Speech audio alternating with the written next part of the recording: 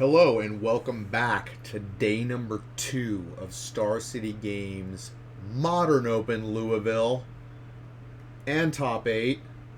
Let's get in there. I'm ready. Let's go. What do we got? Round 1, Amulet Titan versus Titan Shift. Dude, Titan Shift 9-0. Let's go.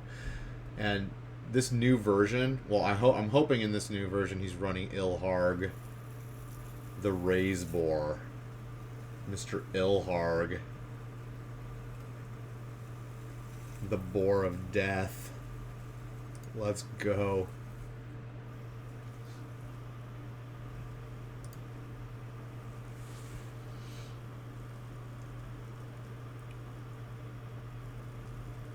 Yeah, Sakura Tribe Elder. We got both Sakura tribes coming out. Well, not on the Amulet side, but potentially we're going to have a little Sakura Tribe powwow. But he already sacrificed it, so I guess that's not going to happen.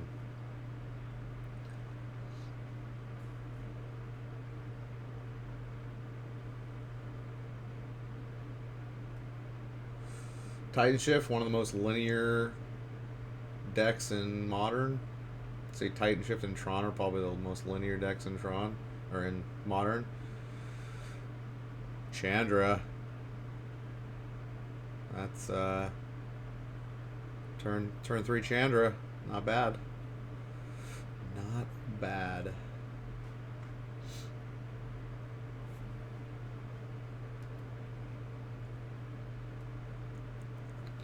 Dude, my allergies have been insane. Like my nose is just like feels like there's something up there.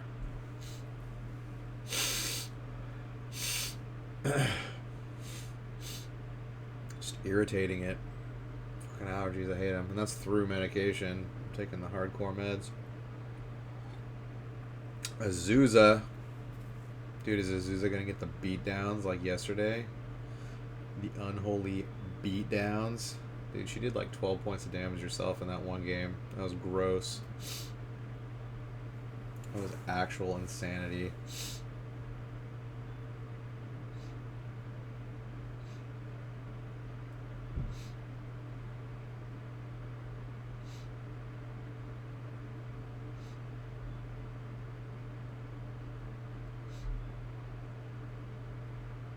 Alright, if he has Titan in hand, this is going to be bad news. Because Amulet Titan goes off like a turn sooner than Titan Shift does. Titan Shift can go off like it's like usually like turn 4 or 5, but Amulet Titan goes off like turn 3 or 4, 3 or 4. So it's typically like a turn faster than Titan Shift in terms of combo deck speed.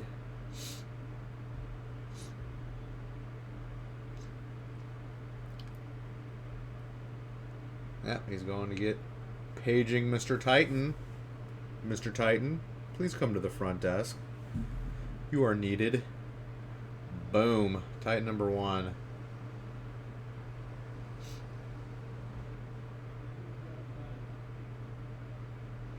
Now, he doesn't have Amulet out, so he can't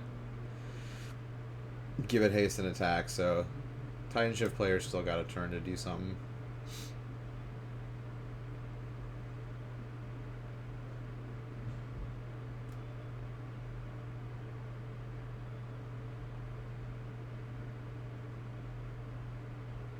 And the Amulet Titan player does have to pay for that Summoner's Pact.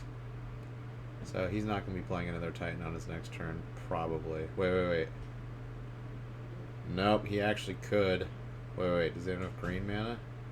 No, he doesn't have enough green. Well, if he has a green source of mana in his hand that comes into play untapped, then he can play another Titan on his turn. In addition to paying for the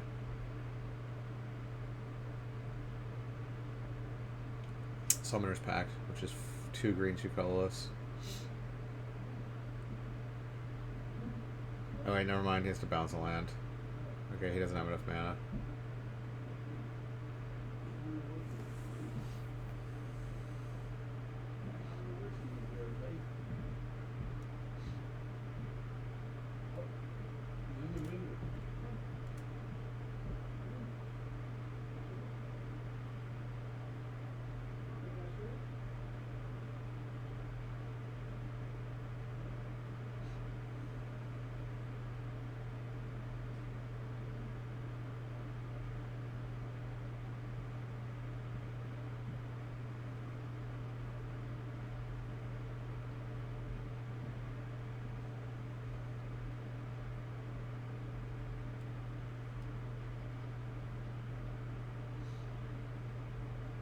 Oh shit. Deal 4 with Chandra, lightning bolt it, finish it off.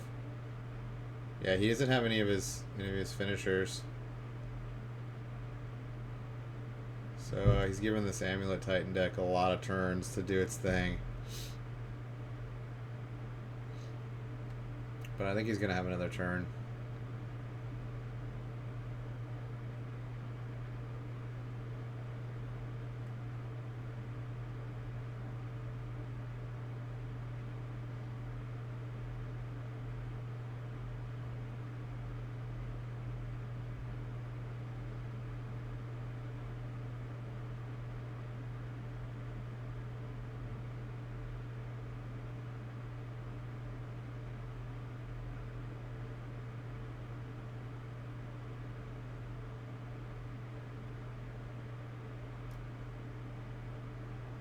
Deep in the tank.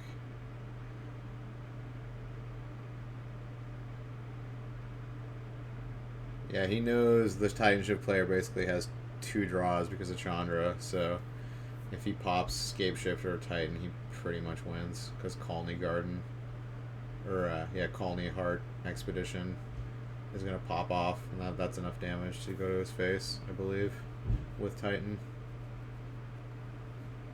Ooh. Okay, he's got Ballista. Is that going to do anything here? I guess he's got a Ghost Quarter so he can pop that Valakut. Like, the Titan will come out and get 2 more Valakuts. And then the Colony Heart will grab 2 mountains. Which is... what is that? 4 triggers? No. Yeah, it'll be 4 triggers, so that's 12 damage. Oh, so, okay. He's still in this. The ghost, because of the Ghost Quarter, he can be at 4 life.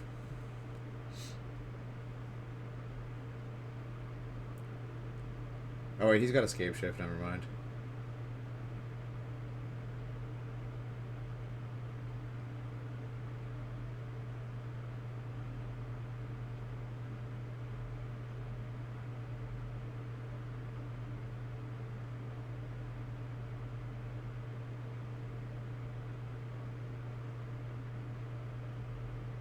Yeah, he's got Escape Shift in hand. This is over.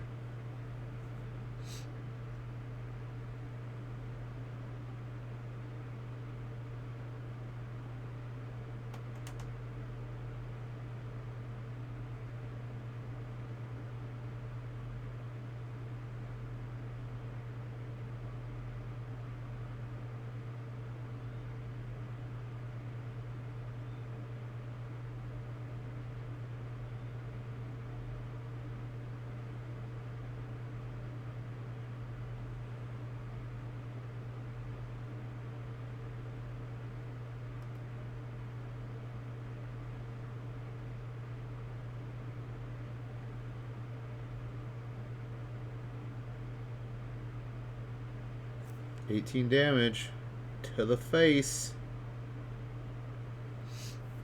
Boom.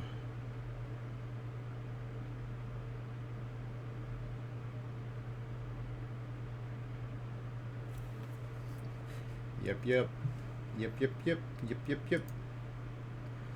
Sideboard time. Alright, so maximum disruption is going to come in. Interaction, disruption.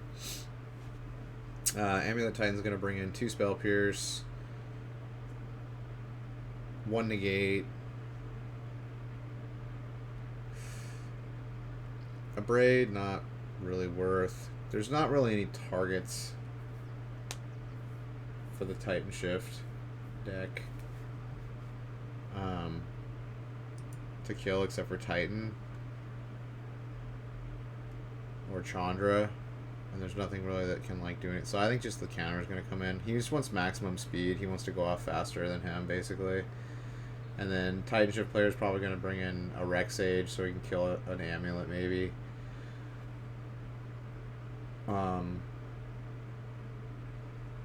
Ancient Dredge. You know.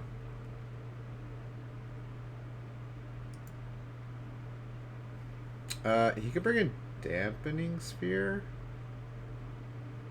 Yeah, Dampening Sphere actually might be good against, because it makes their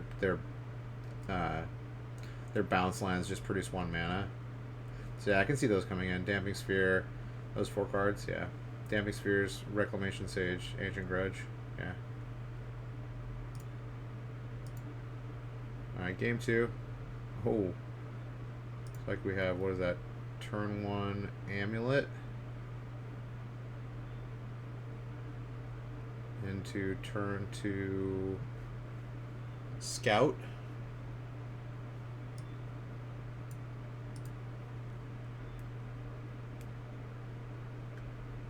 Seems pretty good. He could theoretically put out a Titan on turn 3 right here.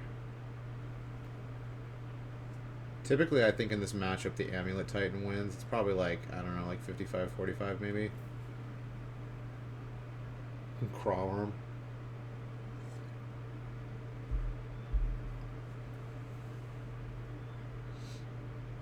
Oh, Damping Sphere. Okay, Damping Sphere came in. Good call.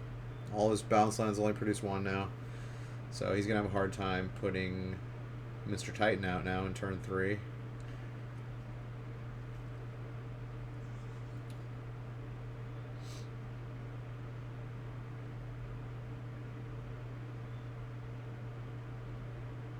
Doesn't actually really affect the...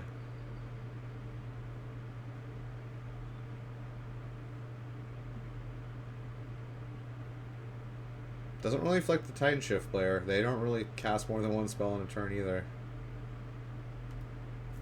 So... Card seems pretty perfect for Titan Shift. Oh, and it makes his lands only produce a colorless. That's actually really good against Amulet Titan. I never realized how good that card was against Amulet Titan. It's pretty sweet.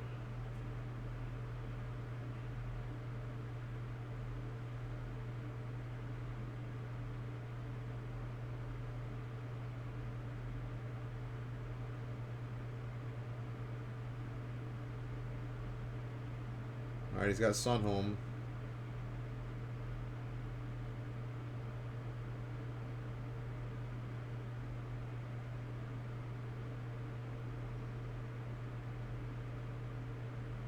Still got 0 green mana though. Yeah, he's gonna have to kill the Damping Sphere, I'm sure. With his own Rex Sage. Maybe he brought in Rex Sages. It would be a smart counterplay because if he knew what the sideboard was gonna be like, to bring in Rex Sages of his own. Or his 1 Rex Sage, I think he lands 1 in the sideboard.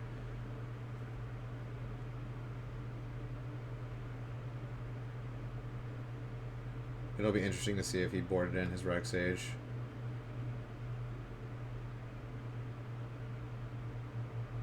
But I've never seen Damping Sphere as a sideboard card for Titan Shift, so I didn't realize it was such a good card for them. Maybe it's always been. It could very well have been in the sideboard for a while for Titan Shift because of the heavy Tron meta and Phoenix meta. Although we haven't seen a single Tron player yet. In day 1, there was no Tron on camera. 1 Vuli Acid Moss. Let's go. Oh, negate. Negated.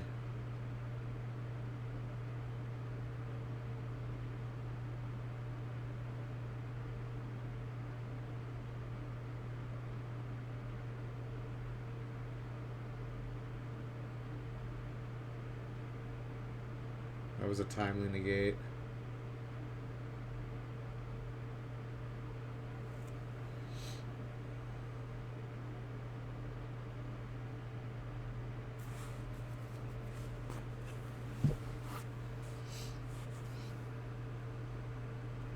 Got Mr. Sakura Tribe-Elder. Getting dangerously close to Scape Shift range. Just needs 1 more land. And Scape Shift does 18 damage.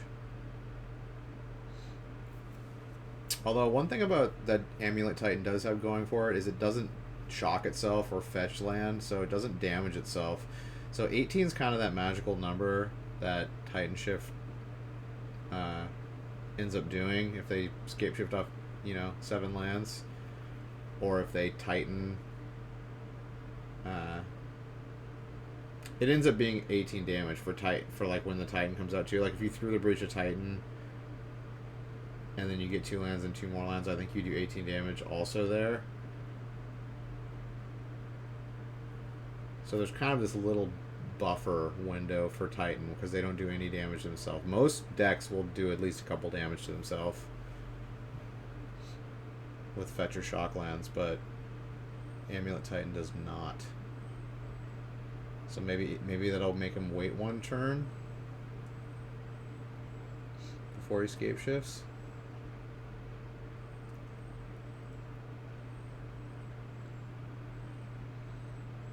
Looks like he's got Summoners Pact.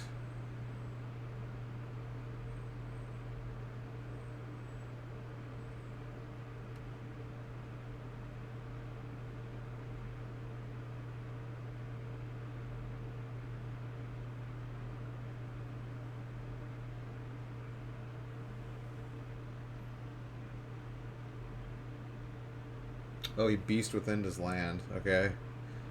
I like that picture of Beast Within. That's some weird set. I don't know what that's from. It's like a commander set or something. Didn't recognize that.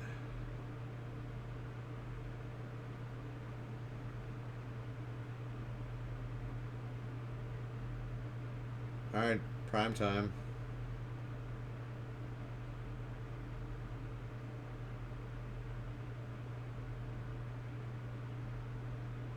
Wow, Titan Shift's just gonna straight up 2-0 it. I thought Amulet Titan had the...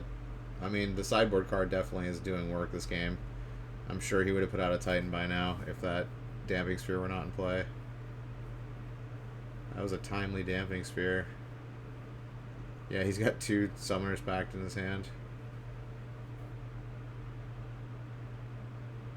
Yeah, this Damping Sphere, that did the work. Wow. Damping Sphere is so good against Amulet Titan. That's pretty sweet. GG.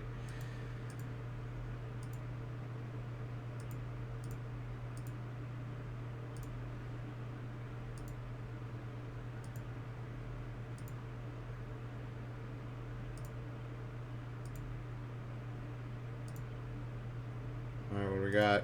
Mono Red Phoenix versus Eldrazi Tron. Okay. So the first Tron deck we get to see is Eldrazi Tron. Yeah, this deck pretty much disappeared for the last, like, 6 months or more. Like, hardly anyone plays this deck anymore. They're just playing the Mono Green Tron. But I think Eldrazi Tron's still really good. Obviously, he's 9-1. Deck can still do very well. Turn 2 Matter Reshaper. Seems good.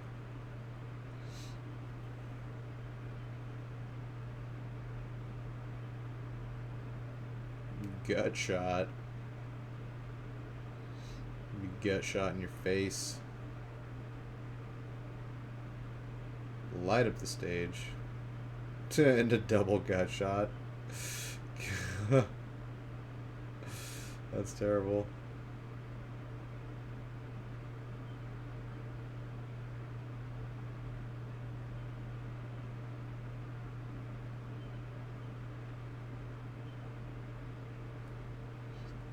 He's thinking if he wants to double gut shot the Matter Reshaper.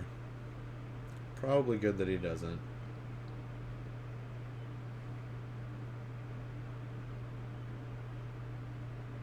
It's like he's gonna single gut shot to the dome.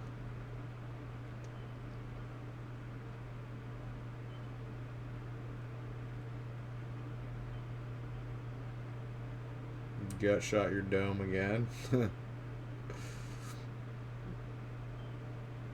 Wow, he's got nothing. He's got nothing.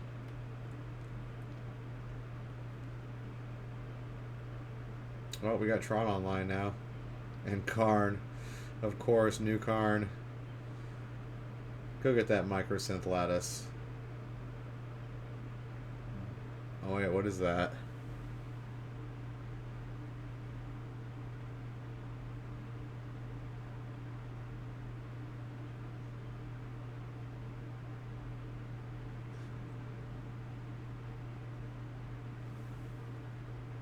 Oh, it's Witching Orb.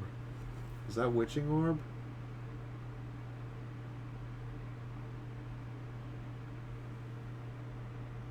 You have Hexproof. Yeah, that's the witch whatever orb. I forgot the name of that card. It's like Witchwood Orb or something like that.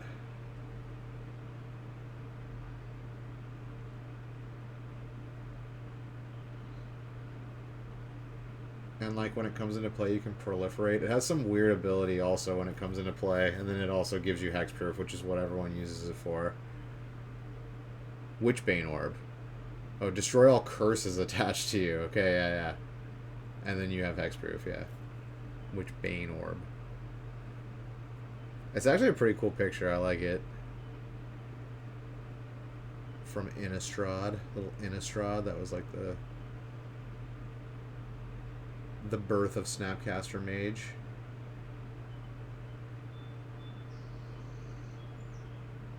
Ooh, Finale of Devastation.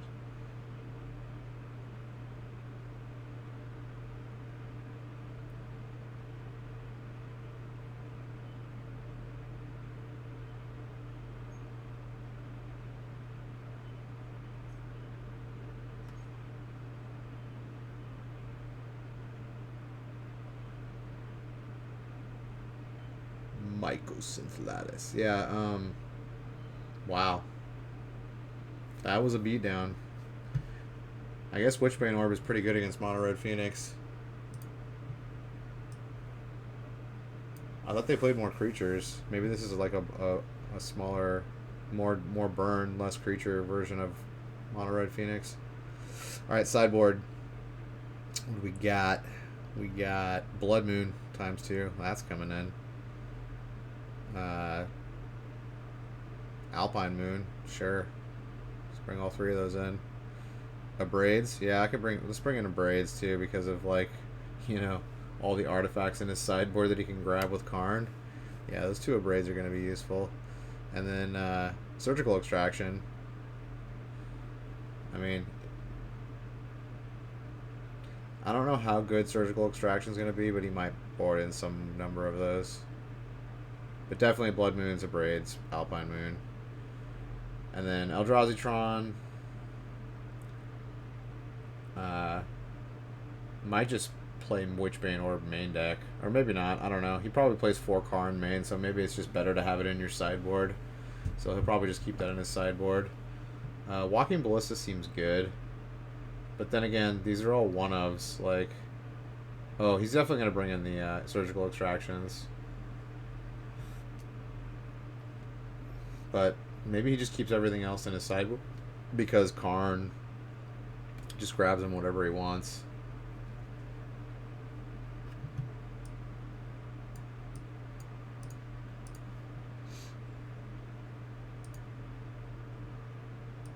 Game 2. Alright. We have Soulscar Mage. Okay, this is looking more like what Mono Red does. Mono Red Phoenix. You got the 1-drop creatures with, you know, prowess. You play a bunch of spells, bring some Phoenixes back, do some burn to the face along the way, get it done pretty quick.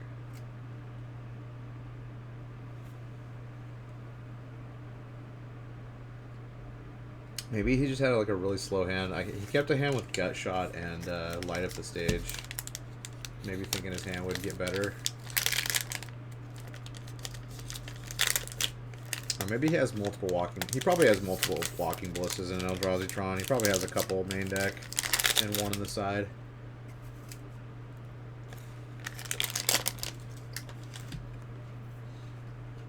Forked Bolt.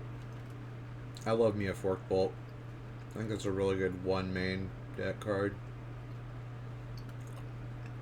If you have the room.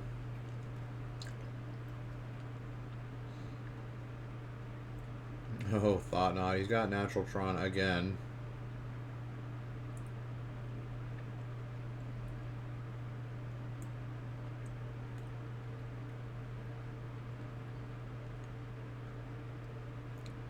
Wow, that's disgusting. He's got 2 Finale of Devastation. I'm just going to cast that Lightning Bolt and Fork Bolt again. He's got a Matter Shaper. Yeah, I feel like this mono red deck would be doing very, very well if the Eldrazi Tron player weren't drawing the absolute nuts.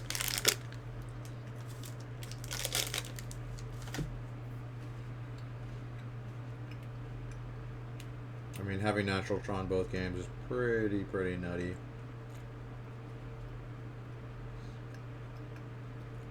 Oh, he's got the surgical too. Wow.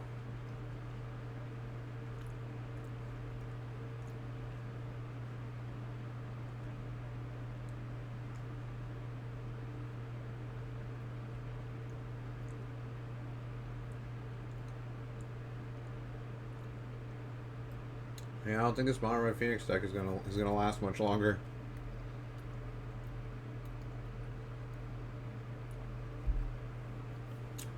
It's pretty much out of gas and only, you know, it has to swing through giant defenders now.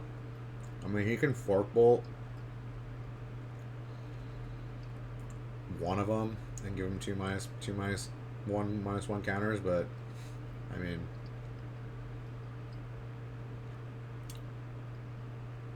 his Soul Scar Mage is what, a 2/3 now, and it'll become a 3/4. And then what, he just team blocks the Soul Scar Mage, loses one creature. I guess you kill the Thought-Knot. Or maybe he just chumps with the Matter Reshaper.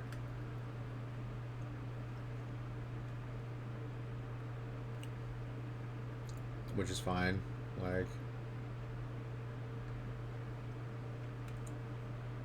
yeah, you target Thought-Knot and then you swing in. Hopefully he blocks with both. Wait.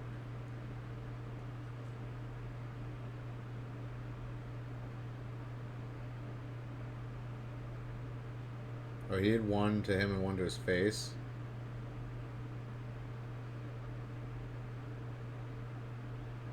Okay, I guess that's... Oh yeah, he's just gonna chump, yeah, okay.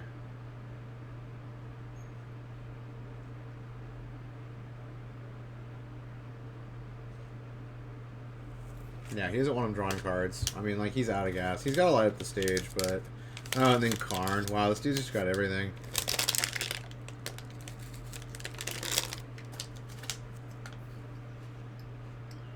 Yeah, he's gonna play Microsynth Lattice, and now he can't untap anything.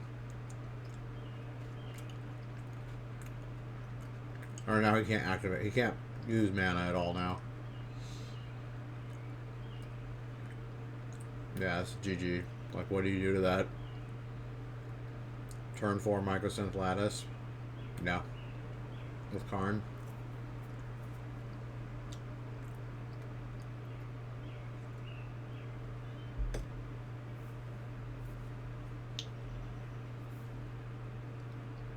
Like, I don't know why he's not scooping. He can't tap for mana at all for the rest of the game. So, it's over. They're definitely gonna ban this card. Like, 100% they're gonna ban this card. I guarantee it. Like, this is just way too powerful. Like, being able to shut your opponent off mana on turn 4, like, are you kidding me? That's insane. Insane. Off a 1-card combo. It's a fucking 1-card combo. Like, all you have to do is play Karn, and it goes and gets Microsynth Lattice. Boom. Yeah, I'm just gonna fast forward this. This is over. He can't do anything. Yeah, that's GG.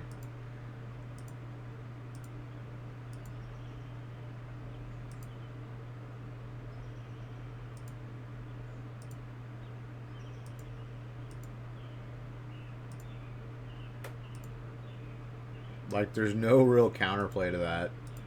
Like, what do you do? Sword of Truth and Justice. I think Sword of Truth and Justice is kind of crappy. +2/+2 protection from white and blue. Whenever a crypt creature deals damage to a player, put a +1/+1 counter on a creature you control, then proliferate. It's kind of like, eh. I mean, proliferate, I guess that affects planeswalkers too, but... seems kind of weak as far as the swords go. Yeah, Knowledge Pool. Did that just get spoiled?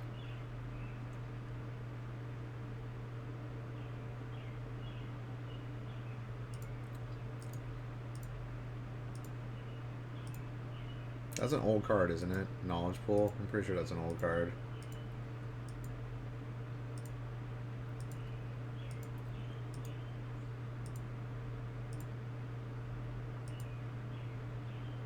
Alright, what do we got?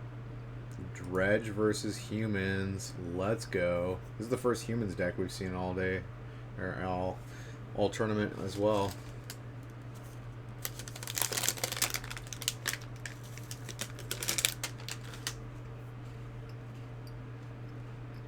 Alright, here we go. Looks like Dredge bowled to 6. Turn 1 Faith Splitting into Stinky and Golgari in graveyard. Seems like a solid start. Creeping Chill.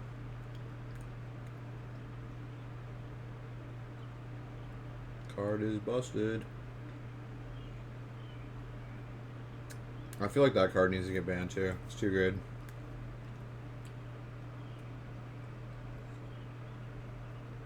It just shores up like all the bad matches for Dredge. It's disgusting.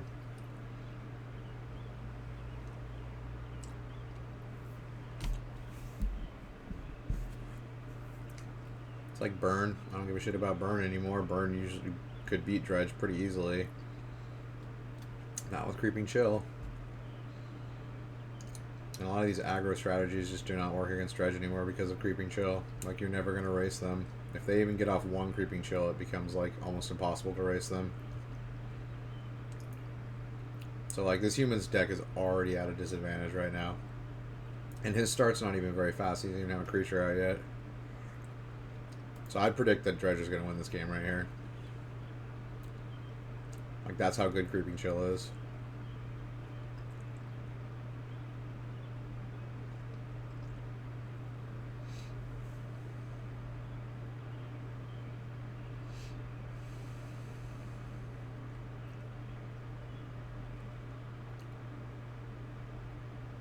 Conflagrate, also great against humans.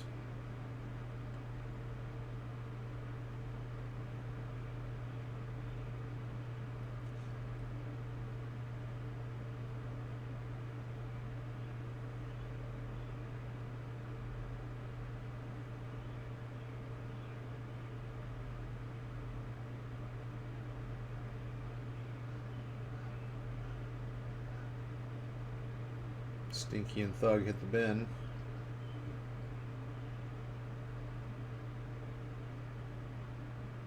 Alright, at least we have a champion of the parish. Okay.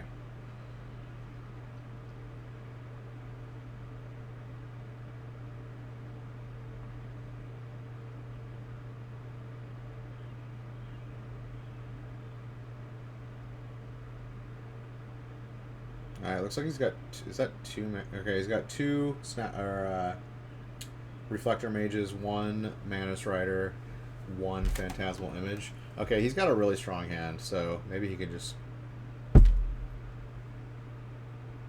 outspeed Dredge right here. Manus Riders are like really good against Dredge, so that's definitely his best card.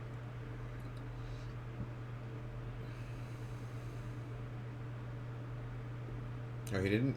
He chose to not...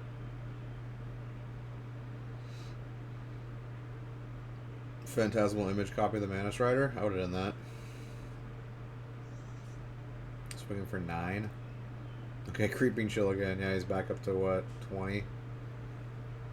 It's pretty gross.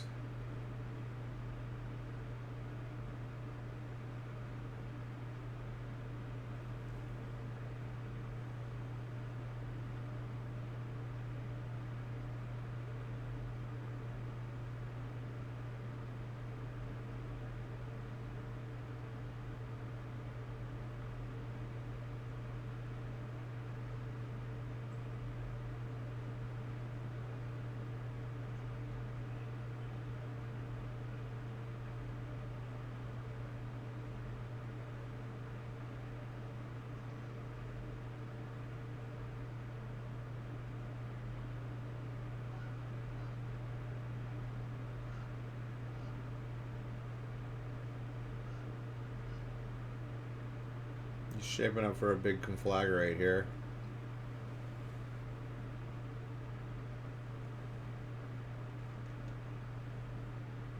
I guess Phantasmal Image is not the greatest against Conflagrate, because all you gotta do is hit it for 1 as one of the targets.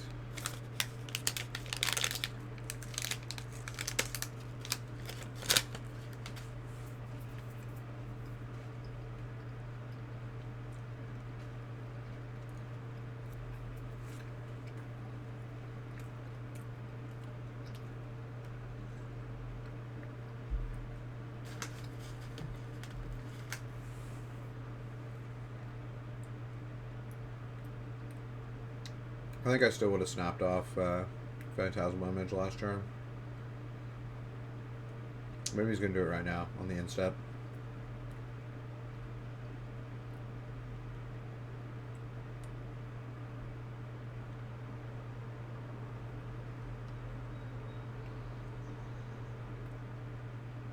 Those Creeping Chills, though, let's put a damper on things. If he hadn't Creeping Chilled twice, he'd be at 14 right now.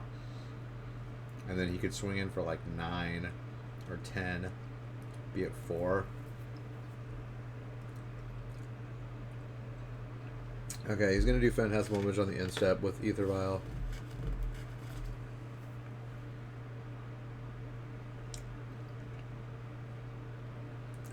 He's got Dark Blast. And this is why I would have snapped it off last turn. He's not even going to get an attack in now with it. I think that was an error on the human's part. Like, Dark Blast is definitely a card that they play with main deck.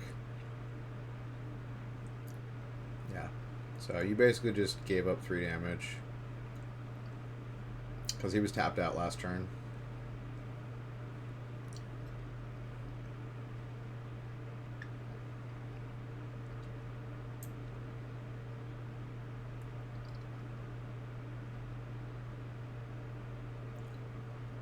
We drew Deputy of Detention. That's a great one.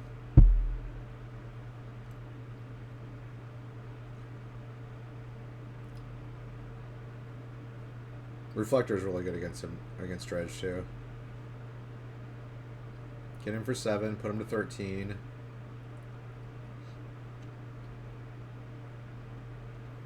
Alright, that's pretty good. That's pretty good. He can only conflagrate the Mana Strider and the Champion. And if he only hits the Champion for 4, then he can violence something in response and give it another counter so it doesn't die. So Humans is in a pretty good spot right now.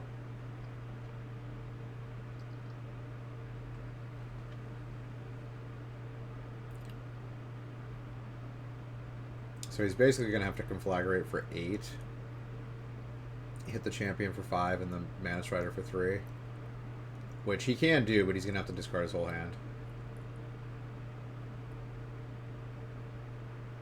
Oh, actually, he can conflagrate for more. I forgot. Yeah, he can just... What is that? He can conflagrate for 10. But that's not enough because he needs 3 more to kill the Reflector Mage. So maybe he'll dome him for 2. Or maybe he'll put 1 on the Reflector Mage so that if he blocks the Bloodghast, he dies. Yeah, that's probably what he's going to do. He's probably going to conflagrate for 9. Oh, he's going to attack first. Okay. This is also a good plan. Maybe he can get all the creatures now. He might just let these through.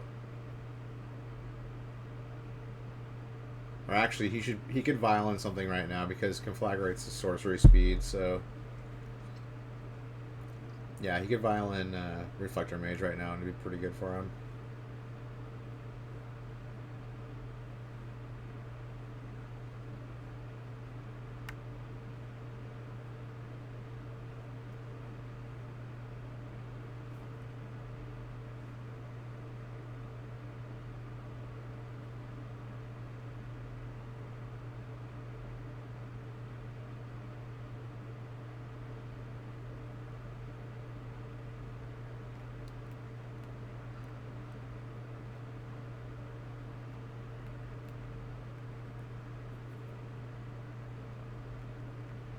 Although I guess... Oh, he's just going to let him through.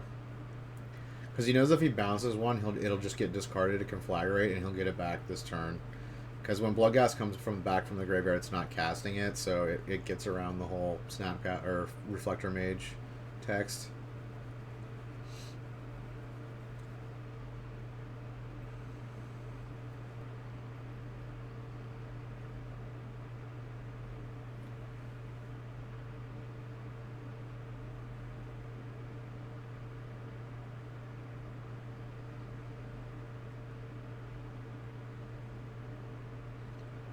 Alright, he's Loman. We be Loman.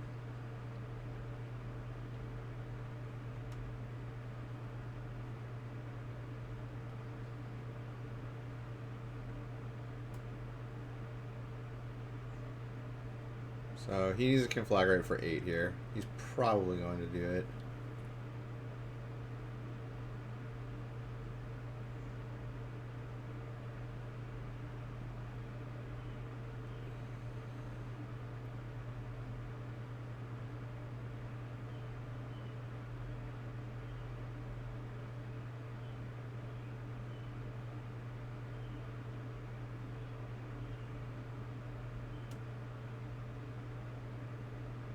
Okay, if he goes for... This is a really big error if he does it for 7.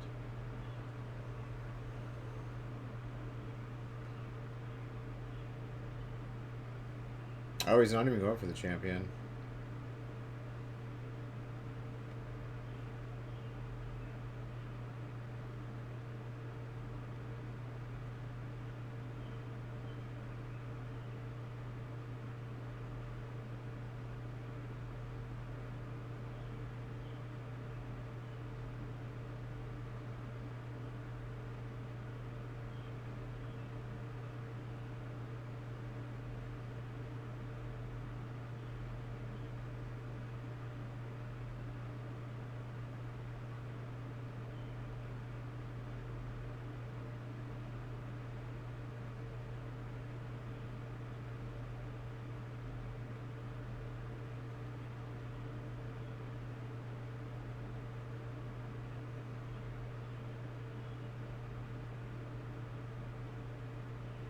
Grabbing up those blood gas.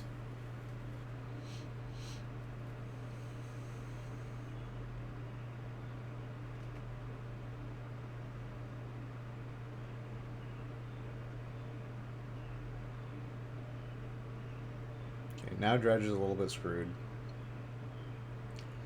I definitely would have gone after that champion of the parish. I don't know why he kept Dark Blast in his hand. Why he wanted to keep that extra card in his hand.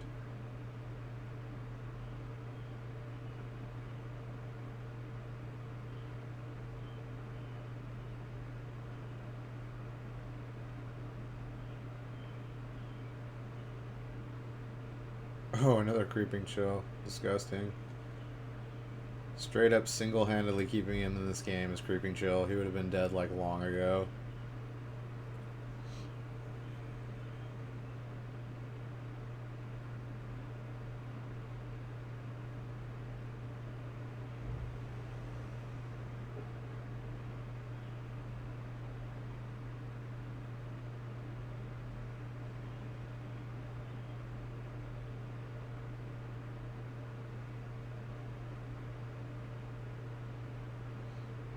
He really wants Narcomoebas. He needs to hit a Narcomoeba here.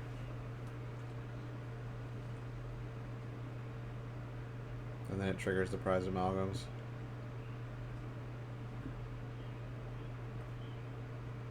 Alright, he got one. Got 2.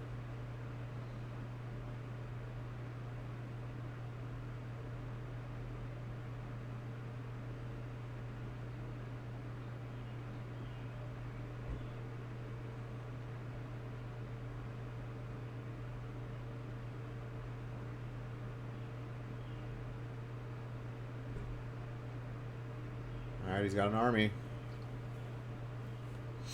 How is the humans player going to play this? Okay, he's going to bounce something. Probably the one Narcomoeba.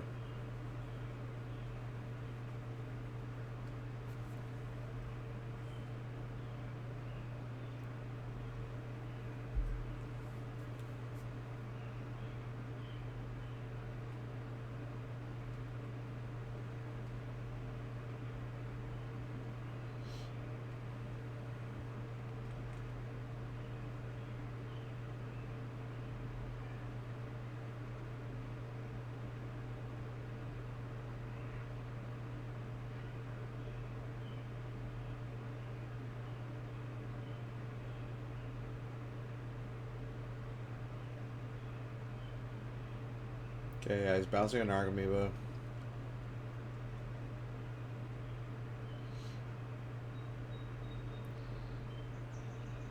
He needs some gas. He needs like a Mantis Rider.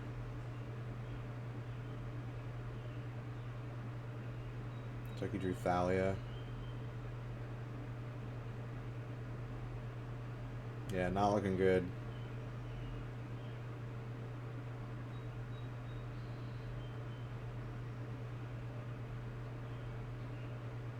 Yeah, he's just passing. He has to be on the defense now.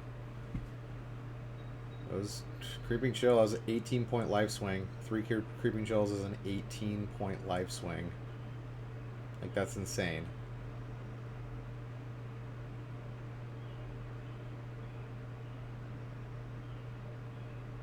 Like, the card is busted. Like, if he didn't have that card, he'd be so dead this game.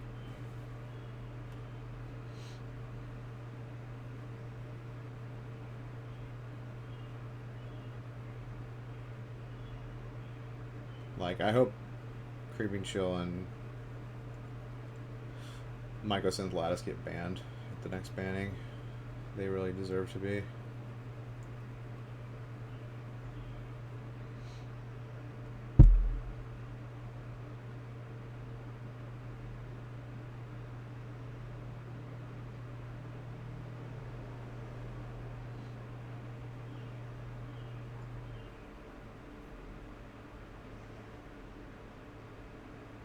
I didn't see what he drew there.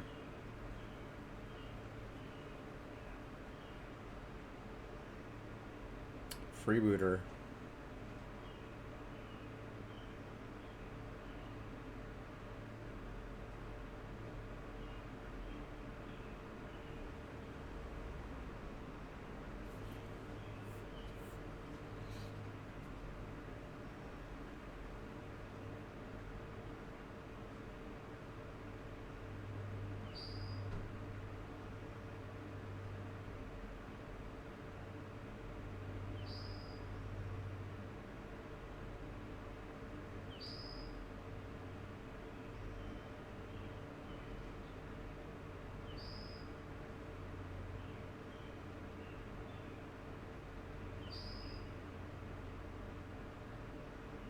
Getting in there with 2 amalgams, huh?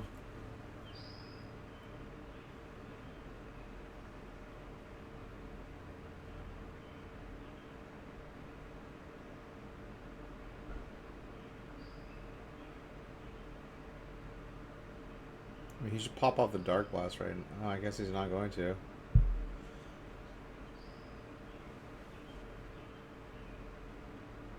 I think you take the Dark Blast here, don't you? Yeah. I'm surprised he didn't use the Dark Blast on the Kai'Sa Freebooter, because that's going to kill the Narcomoeba now. Which is actually kind of good to have a flyer as either a blocker against a Mana Strider, or he's just getting him for 1 every turn.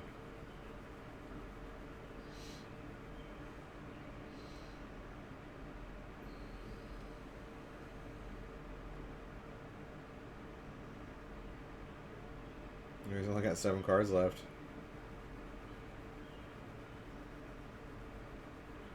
Yeah, but the Humans player's at 3. There's 1 more Creeping Chill left.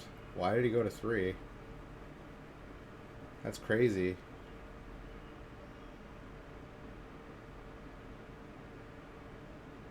Yeah, they're both making some weird choices. I don't know if they're misplaying here, if they are making a mistake. Because he's got Stinkweed Imp too. I would have definitely Dark Blasted that Freebooter. I don't know.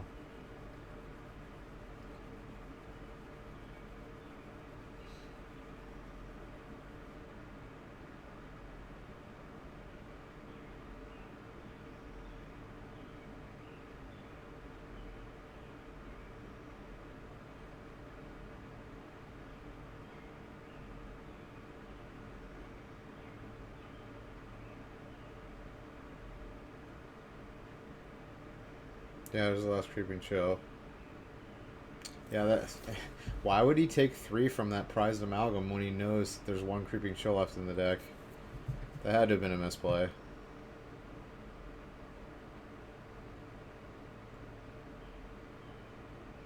I mean, he just had to, like, mill him out. He just had to survive. Alright, sideboard.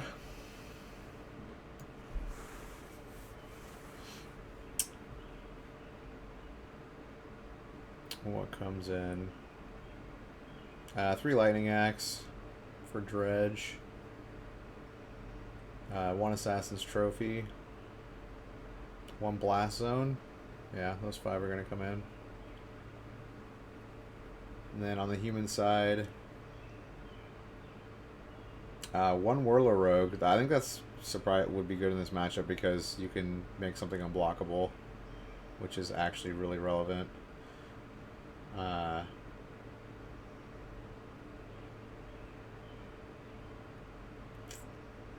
Is Dismember really that good in this matchup? I don't think so. I mean, he doesn't want to be doing 4 damage to himself to kill a recursion creature, so maybe just Whirler Rogue, Militia Bugler, maybe one and one of those. Maybe Auriok Champion, actually. Yeah, Auriok Champion, yeah. 3 Auriok Champions are going to come in. They're protection from red and black, which is basically all of his creatures, so... Yeah, and it'll gain him some life. Yeah, 3 Auriok Champion, Whirler Rogue, Militia Bugler, probably. Ooh, Gaddock Teague's kind of a maybe, too. Gaddock Teague makes it so you can't play Conflagrate. I wonder if he brings in a Gaddock Teague. I definitely wouldn't bring in 2 Gaddock Teagues, but maybe one. Maybe one. Let's see if he does. Game 2.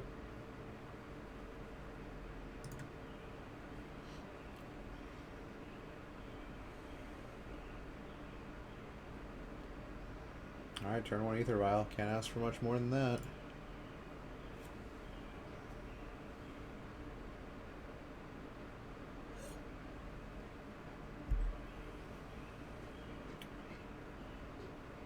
Discarding Stinky and Conflagrate.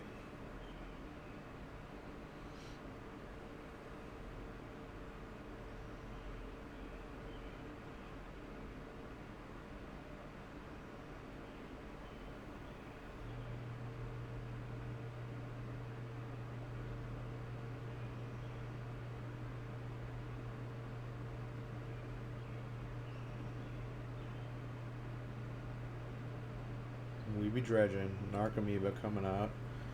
Bloodgas gonna be coming out.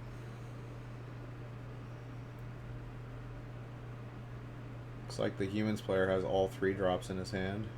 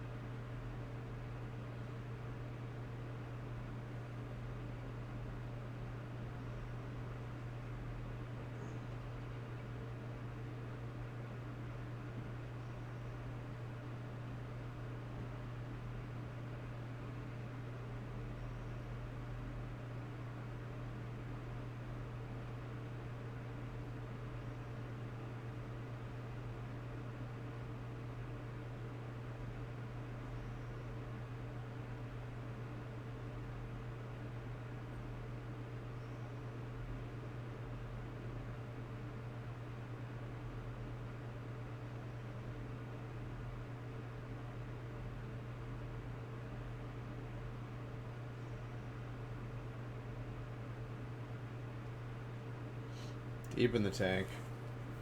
It's got 2 Manus Riders. I mean, I think you throw down Manus Rider here, don't you?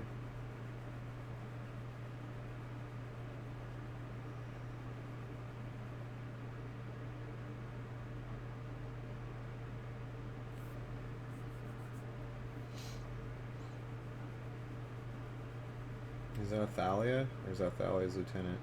Thalia's Lieutenant.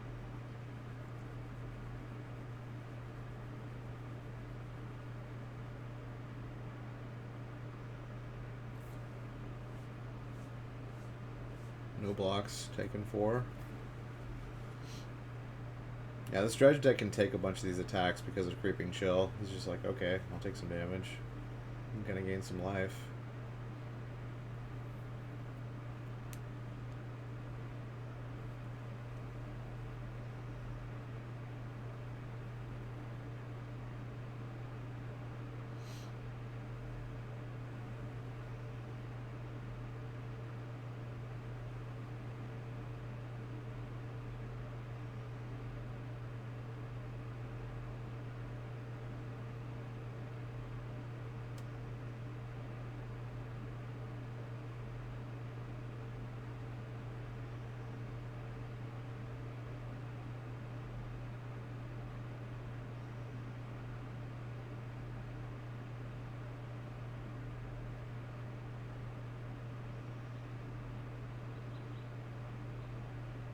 So you're gonna conflagrate here for 3?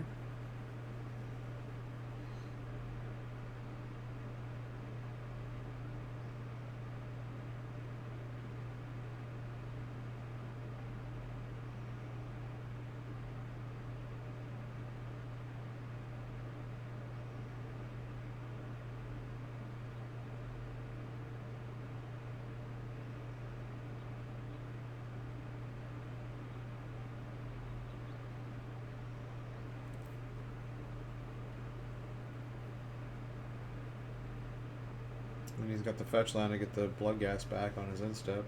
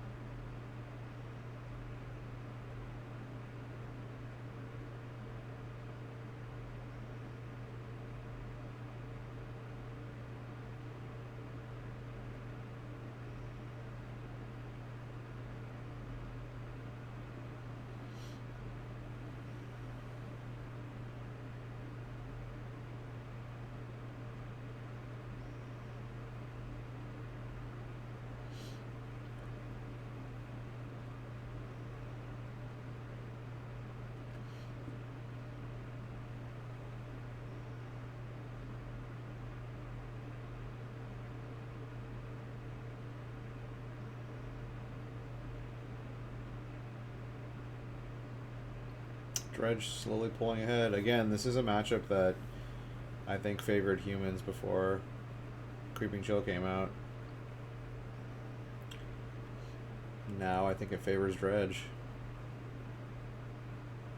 It basically took like 3 or 4 of its matchups and made it favorable for Dredge.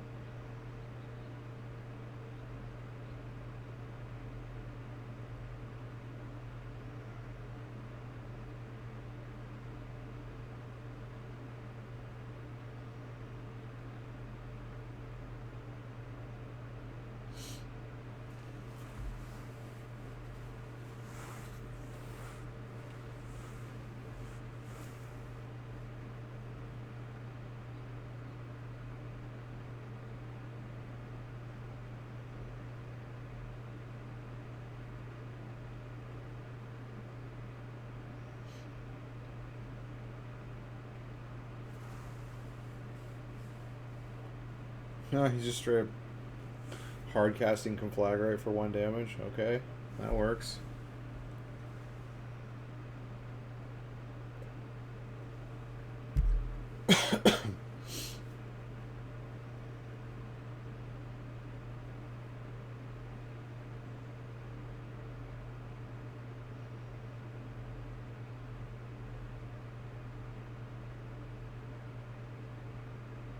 Yeah, humans are out of gas now. Yeah.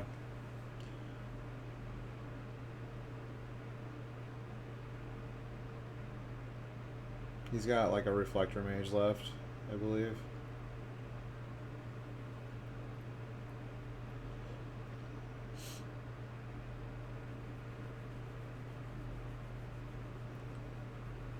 Yeah, just a Reflector Mage and a land.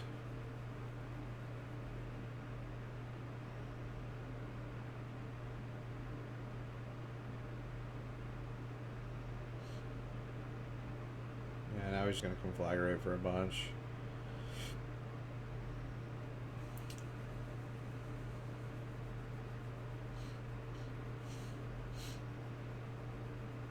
Oh, is he going to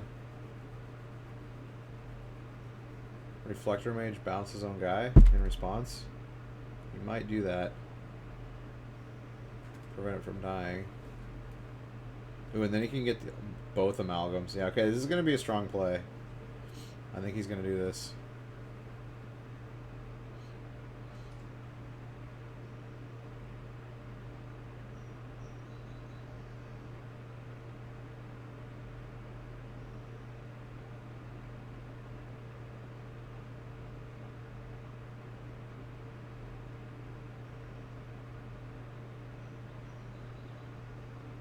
Alright, never mind. I guess he's not.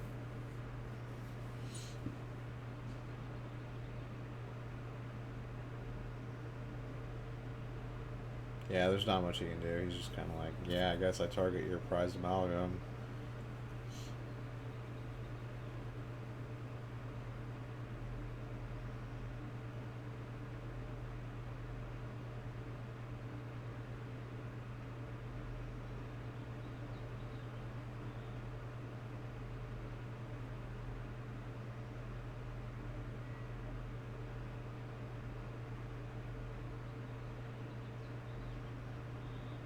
Yeah, he's just going to conflagrate down his team now.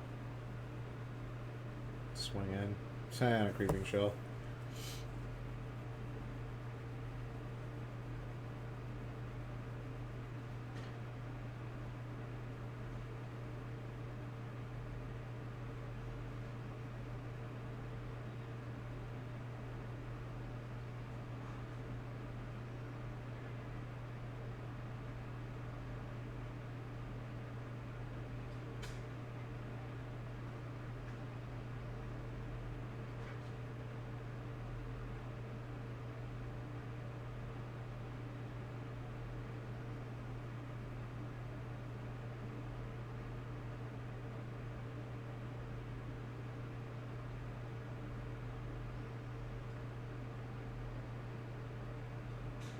Yeah, he just hits him in the face for 7, yeah. Yeah, I mean, that just shows you, like, the human player couldn't do a whole lot. I mean, I think he made some mistakes in game 1, but I think he probably could have won game 1 if he had played it better. He shouldn't have taken that hit from the amalgam. But game 2, there was, like, nothing he could do. Like, absolutely nothing. Like, Creeping Chill just, like, completely makes it so he can't race Dredge. And, like, it's all about a race in that matchup. Alright, humans respond to Red Prison. Okay, looks like we're going to fight. See a null. Oh, looks like the... Okay, turn 2. We got Aether Vial in play. We're going to have another Karn. I wonder how many decks with Karn with the new Karn are going to be in the top 8. Anyone have any guesses on that? I'm going to say 4. I'm going to say 4 decks with Karn are going to be in the top 8 at least. Maybe Blood Moon.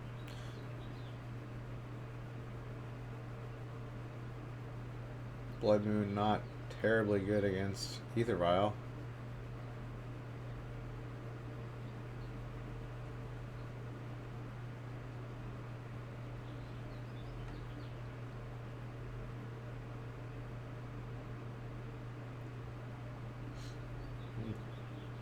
Valley is good.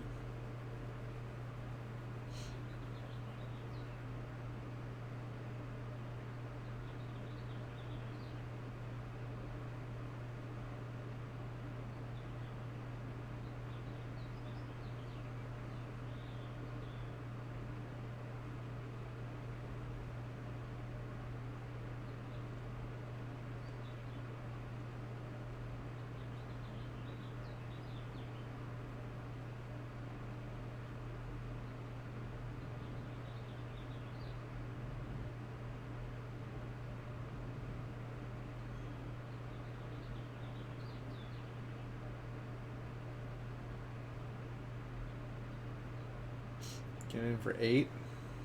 Alright, this prison player's got 1 turn left. He needs to get something online. That Thalia is doing work, though. Makes his Desperate Rituals cost 3. Pretty much making them useless.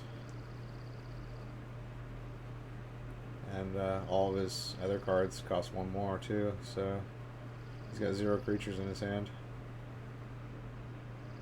And Snaring Bridge is not going to save him here.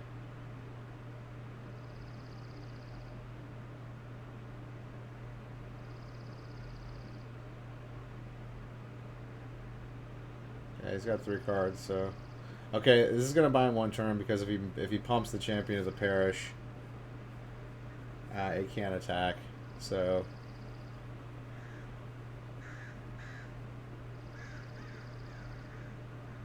Alright, he's down to 2. Can humans finish him off?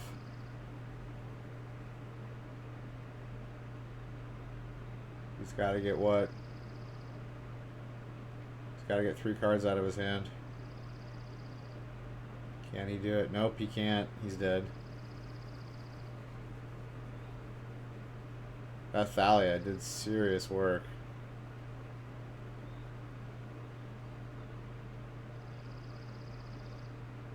Oh, he kills Thalia. Okay. He's still in it. He's still in it. Oh no, he's got Reflector Mage. Okay.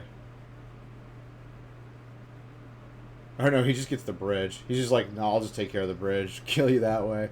He could have played Reflector Mage too and just swung for 2, but yeah. Multiple ways of winning that one. Alright, let's go to sideboard. What we got? Auriok Champion. That's a good one. 3 of those are going to come in. 2 Deputies of Detention. Those are going to come in. Whirler Rogue?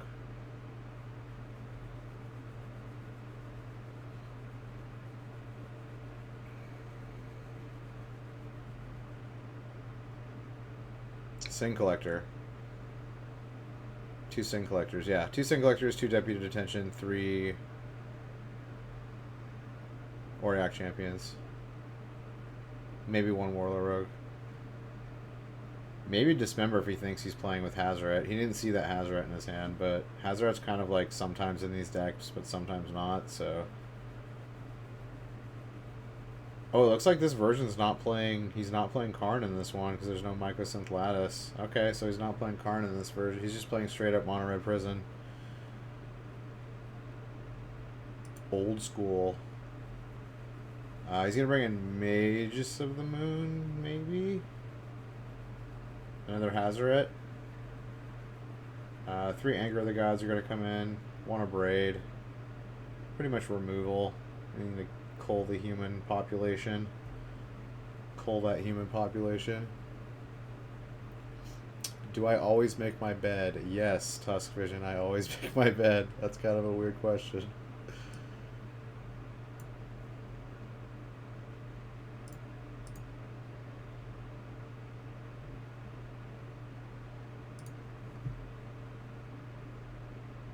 Alright, let's go to game number 2. Dude, that's a bizarre mat.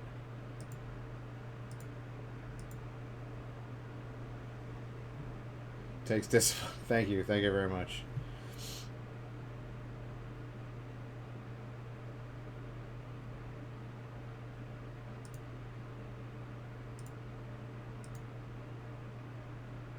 Homerid. Dude, Fallen Empires card.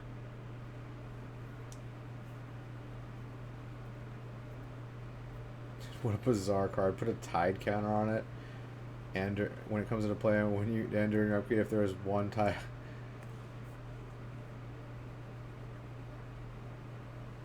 That guy in the beater in the back is flexing hard.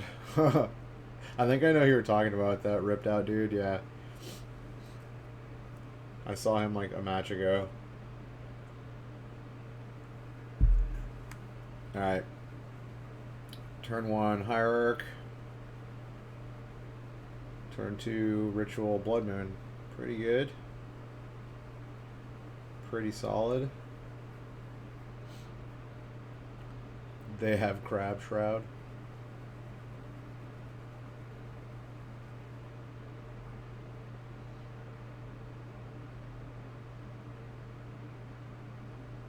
Oh, the Homerids. Yeah. Oh, Fallen Empire. One of the worst sets of Magic ever. Although it did bring us Hymn to Torak. That card's like incredibly good. So it's not the worst set ever made. I would say Homelands is probably the worst set that ever came out. I don't think there's anything good that came out of that set. Yeah, High Tide came out of Fallen Empires too, yeah. Yeah, two really powerful cards. Yeah, Pump Knights weren't bad. They were good in the standard for sure. Yeah, I agree. Alright, so he's just like, I don't care about Blood Moon both games. He has Ether Vial and Hierarch, and now he's got Thalia in play. Yeah, he's just, and he's meddling, maging, naming probably Bridge. Probably naming Ensnaring Bridge here.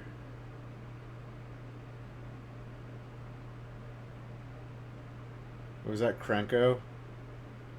The new Krenko?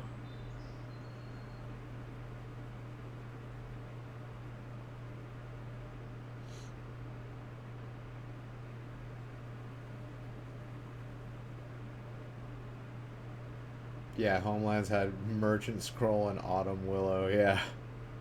Krenko the Street Kingpin. Whenever Street Kingpin attacks, put a +1/+1 counter on it, then create a number of 1/1 red goblin tokens equal to Krenko's power.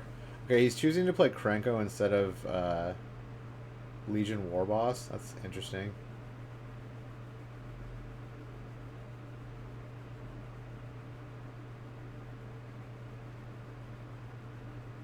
Maybe this card's better than I thought. Maybe it just works better in the red prison deck than Legion Warboss.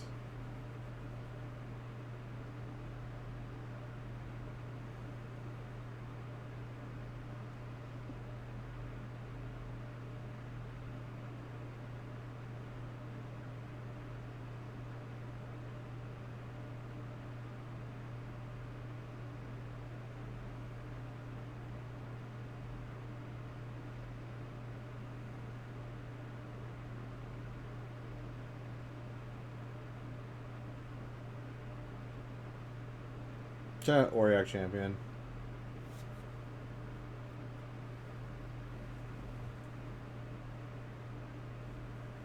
No Caracas. No, Caracas is a legacy card. It's not modern playable.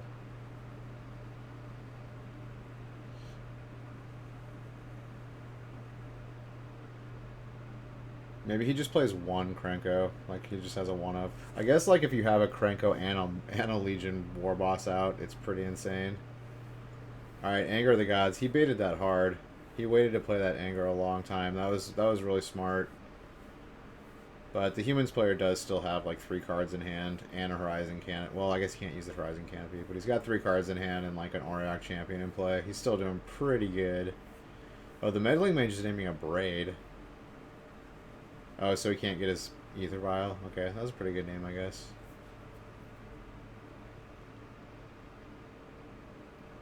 Yeah, I'd have to think that he's only got one Krenko in his boss, or in his deck. And then he's probably playing Legion War bosses and the other Goblin Token Maker. Do I play in Magic the Gathering on paper or online? I play it both. I primarily play it in paper, but I also play Arena. I like to draft on Arena. And I'll play Standard on there too. But in paper I play, I have a Legacy deck, I have like 7 or 8 Modern decks, and I have a Standard deck. I typically go, play at like a card shop. Friday Night Magic is when I play. Alright, Ensnaring Bridge is out.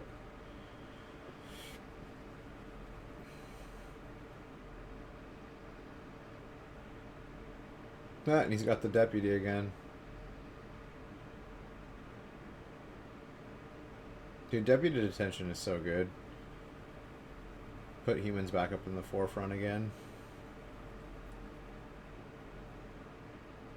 Yep, now he's got a fast clock. 3-turn clock, assuming he doesn't have another creature.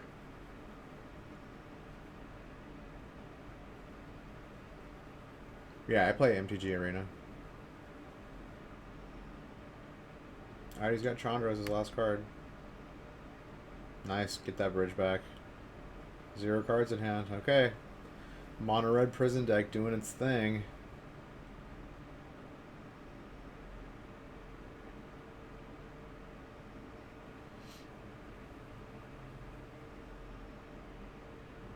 But he had another deputy. Wow. This humans player just has it all. And he's like, I'll kill Chandra, deal 3 to your face. Yeah, he's still got him dead on the next turn. He needs to draw what? Like another ensnaring bridge? Simian Spirit Guide is gonna block. I guess it'll keep him alive for 1 turn. Unless he has another Mana Strider. Or a Phantasmal Image. That works too. GG. Wow, these games have been so fast.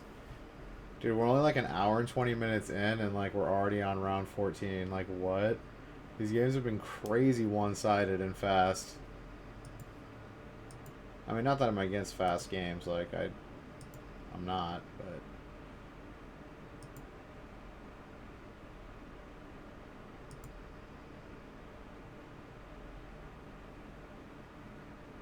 Yeah, Japanese games are fast, yeah. Not all Japanese players are fast, though. I'm gonna have to stop you there. Like, Shota Yasuoka, that guy is fast as hell. Like, that is the fastest control player, like, in the game of Magic. Like, in the history of Magic. That guy plays control faster than anyone, like, hands down. But no, dude, what's his name? The guy who owns, Hareruya? That guy got banned for slow play, or he got suspended for like he got banned for like 1 or 2 years for slow play, and he's like up to be in the Hall of Fame, but like he's not getting voted in because like no one trusts him. They think he like, you know, angle shoots and cheats and like slow plays and stuff on purpose. Oh, Caleb was Storm. Let's go. Caleb's like, I will never let Storm die. I will never let... Dude, versus Jeskai Control. We're seeing, like, all the decks today. Like, all the decks. This is awesome. I'm digging this.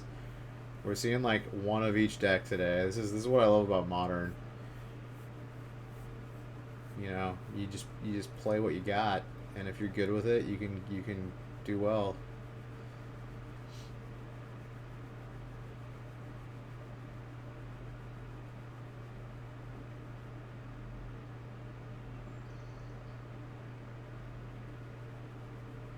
But yes, I would agree. I was like Japanese players, I think on average are faster players.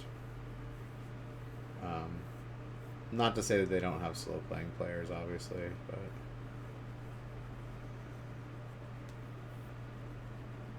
yeah, I was talking about this yesterday. Like, I think they should have random matches at a big tournament being watched by judges.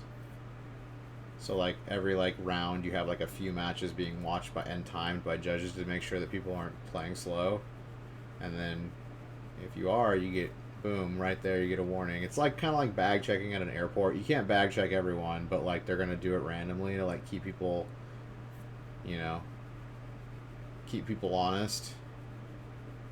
Put that wall in front of your lands. How dare you put that behind your lands?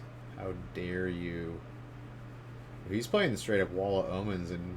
Oh, he's playing Jeskai Saheeli. Okay.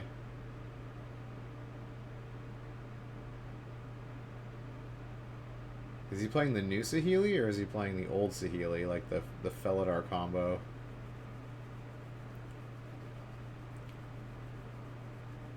I can't tell which Saheeli that is in his hand.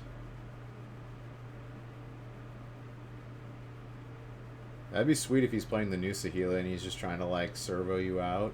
Just make a bunch of servos and kill you.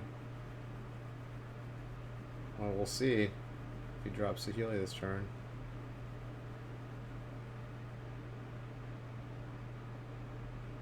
No, that's old Saheeli, right?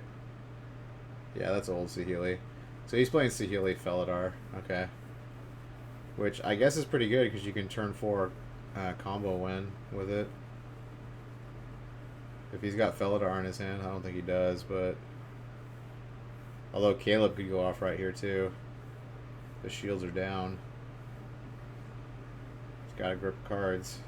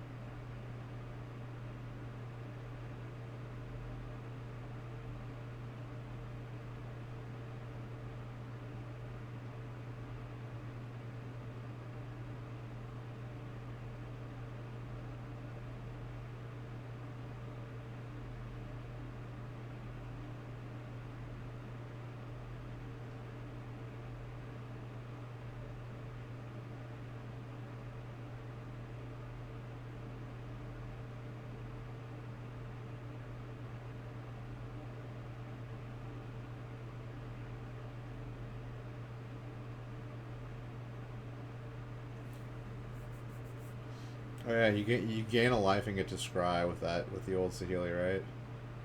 That's her plus. It's like scry.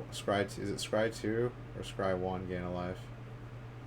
Ooh, his hand is stacked. He's definitely going off next turn, like 100%.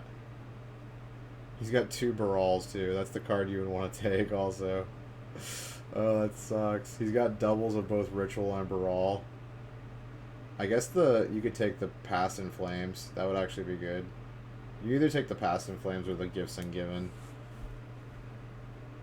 Or maybe one of the Rituals. It's a hard call here. Maybe a Ritual is the way to go. Yeah, you probably take Ritual here.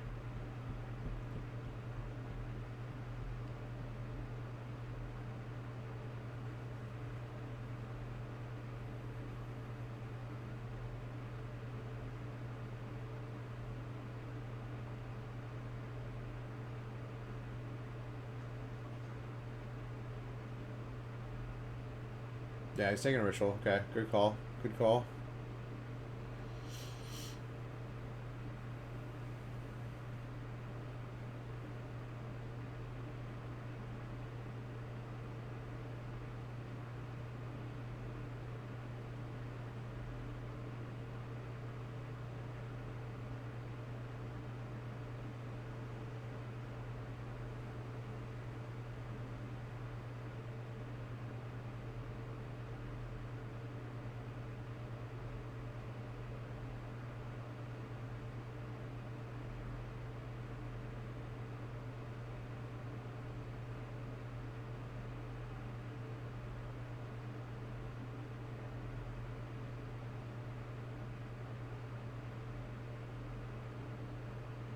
Alright, he's not going to try to go off this turn. Ooh, Metamorphose. Boom. Put that one on top.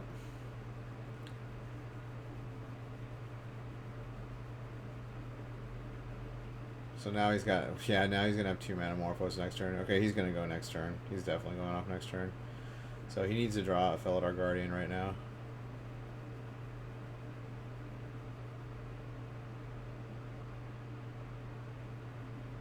Oh, it deals 1 damage to each opponent. Yeah, it doesn't gain you a life. Wait, what just happened?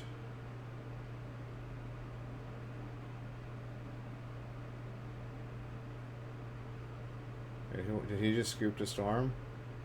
Wait. Oh, did he have Felidar Guardian? What?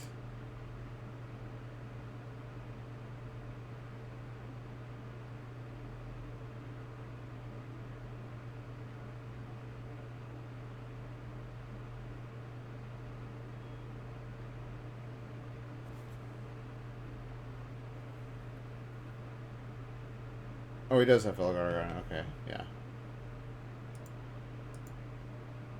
Alright, sideboard.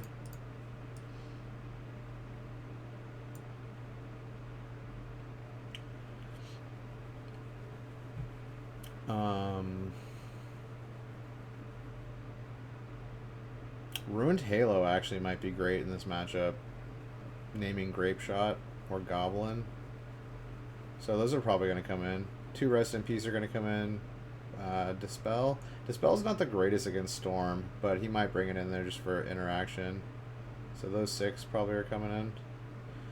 And then Storm's going to bring in Echoing Truth, Negate.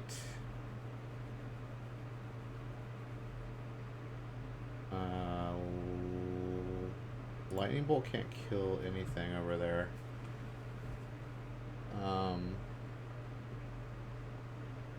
I think he just has to go mega combo heavy. Like, he just has to get his combo off before Saheeli gets their combo off. So I don't think, like, Pieces of the Puzzle is necessarily good or any of these slower cards.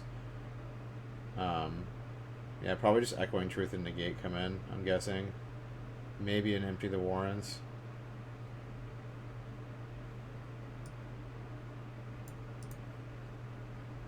But I think it's just straight up who gets to their combo first.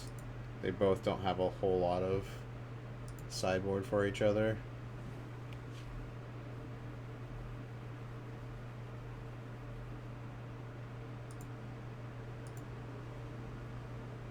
Like, he's got 2 Rest in Pieces, obviously, which are really good against Storm, but...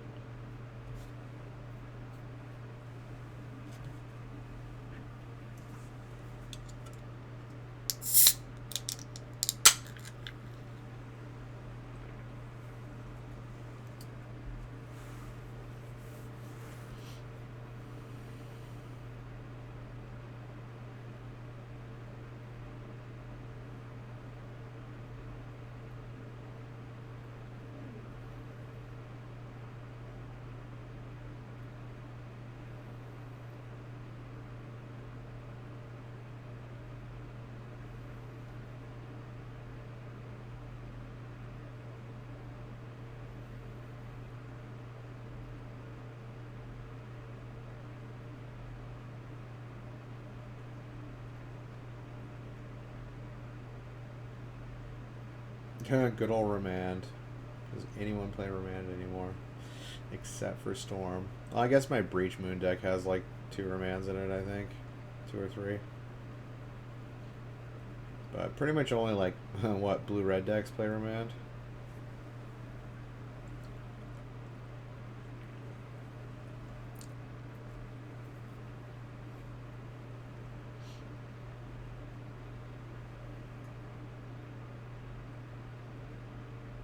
I need to get Narsets and put them in my Breach Moon deck.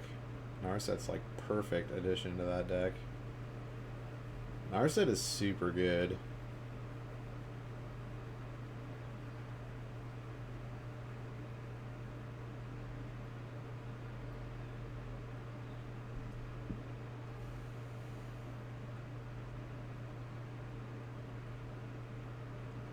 Do I like the new Modern Horizons set? Yeah, I think it's pretty cool. I think they definitely held back a little bit. They didn't want to like put a bunch of broken cards into Modern, but I'm liking what I've been seeing so far, because there's definitely playable cards, new playable cards in the set. Like a lot of the Force cards I think are good.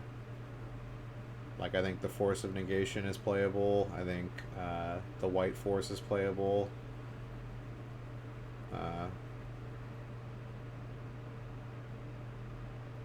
I think the Red Force might be playable. The new Haste Flying Sliver is good. Yeah. Dude, the new 5-drop Sliver that gives all Sliver Cascade. It has Cascade and it gives all Slivers Cascade. That thing's pretty sweet. I mean, that one dude who always plays Slivers, I think his deck is going to get a lot better. That one guy that shows up at SCG events sometimes. Yeah, the first Sliver. Yeah, that's super, super good. Like, you automatically get to Cascade into another Sliver, and then your Slivers all get Cascade, so that's just insane.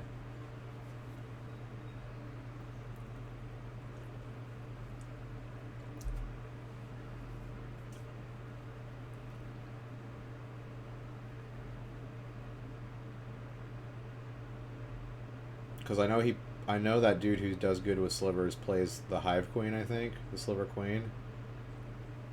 So maybe he could just replace the Queen with that one. Because I think that one's better than the Queen. The Queen has, like, it can, like, make slivers, I think. You can, like, pay 2 to make a sliver or some shit. Or 3 or something. Just like a 1/1 nothing sliver. Modern tribal slivers. I think slivers is viable. That one guy has done really well with that deck. Yeah, the artwork's not bad either, for sure. Alright, Caleb's going off, doing his thing. Past in Flames, yeah. Looks like the Jeskai player stumbled on lands. And just tapped out. Shields went down.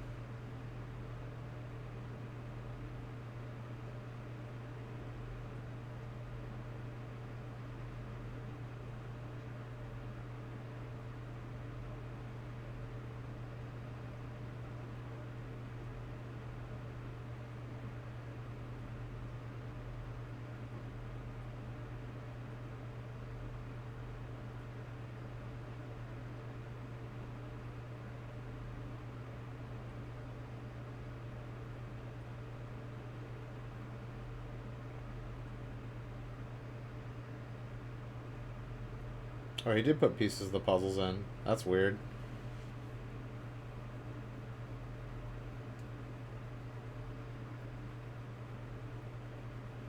Oh, he used Path and was on the... Oh, okay, that's how he got an extra land. Totally. Yeah, pathing... it sucks having to path storm creatures because... they don't necessarily need those, you know, Baral or whatever to, like, win. And if they have a second one, you just, like, help them, like, hugely. So, yeah, pathing a storm creature, you know, a storm player never feels good.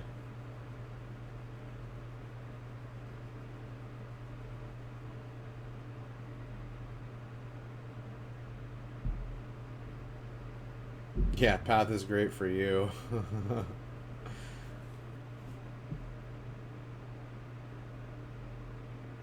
Like to play against. Yeah, exactly. Alright, game 3. We got turn 1 Colonnade into turn 1 Serum Visions.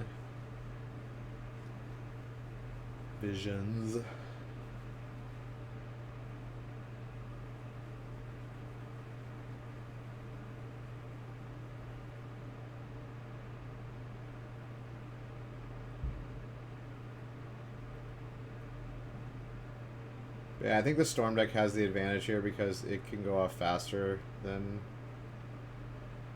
the Saheeli deck by like a turn.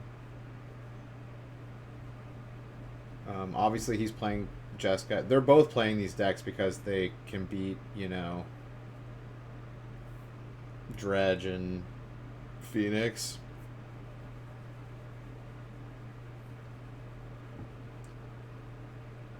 And even Tron.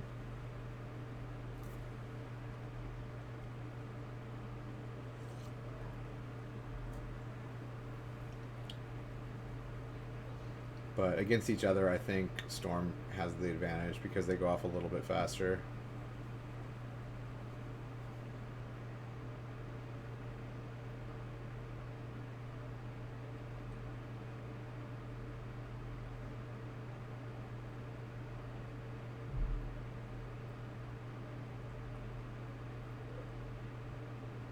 Okay, this game he missed a land drop.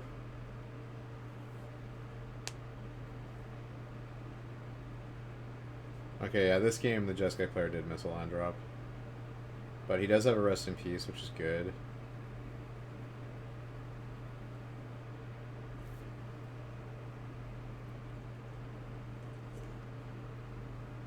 But it looks like he's going to hold on to it. Oh, he brought in Geist to Saint Traps. I wonder why he did that.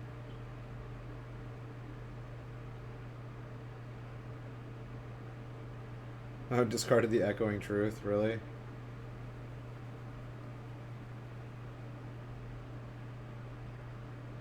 They're both just draw going.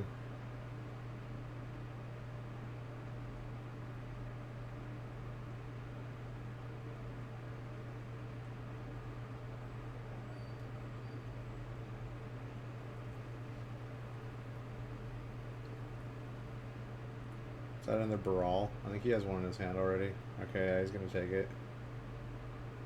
Let's play a Baral. Go ahead, path it. Give me another land.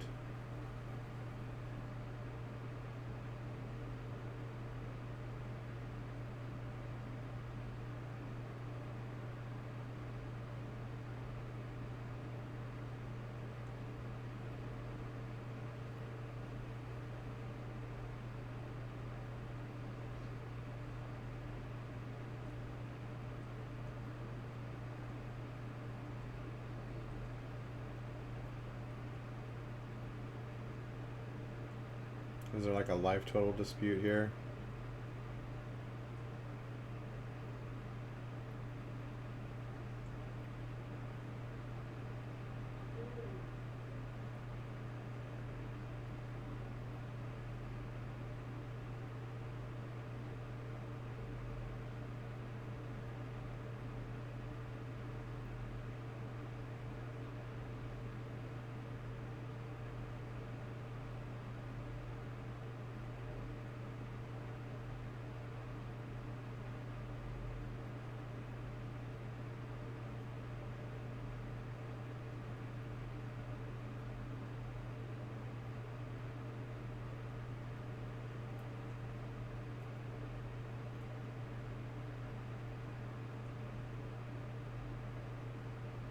Yeah, he's probably naming Grape Shot.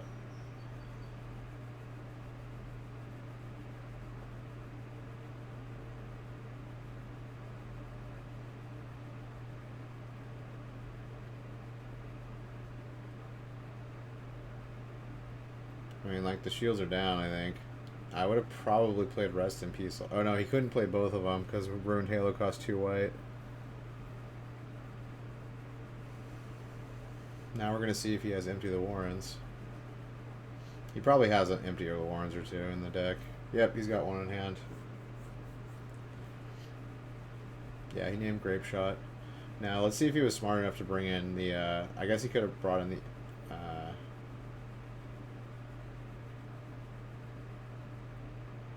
or no, he doesn't have a counter to a bunch of Goblin tokens, does he? He has no, like, engineered explosives or anything like that. Or Blast Zone. I know Blast Zone can't even target tokens. That's why I don't think Blast Zone is that great of a card. I think it's alright. There's a lot of things you can't hit with it. Or it's just super slow, and you have to kill your land to use it.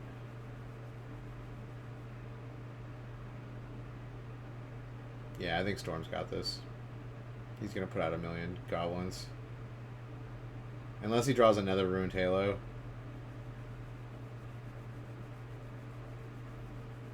Yeah.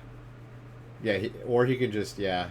Or he could just bounce the Ruined Halo and Grape Shot him, yeah. Yeah, Ruined Halo is not a good one.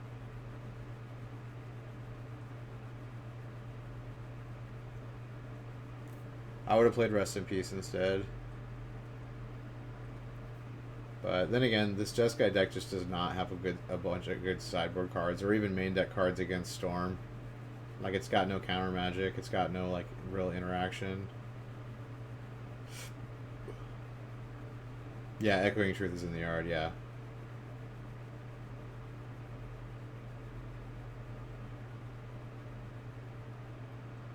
Yeah, but the thing is he should have played Rest in Peace. If he had played Rest in Peace, it would have gotten rid of the Echoing Truth. It would have made it so he couldn't pass in Flames. Like, he would have had to deal with the Rest in Peace before doing other stuff, which makes it much harder for Storm. Like, he had to have it in his hand or, like, hope to draw it off of, like, you know, Manamorphoses or, you know, pieces of the puzzle or something like that. So I think he misplayed a little bit there. He should have played the Rest in Peace instead. He was putting a little bit too much faith in the Ruined Halo. It's gonna have Boreo's Vengeance. Deck's silly. Mox Tantalite. I think this card's kind of bad. I don't know if this is going to see play.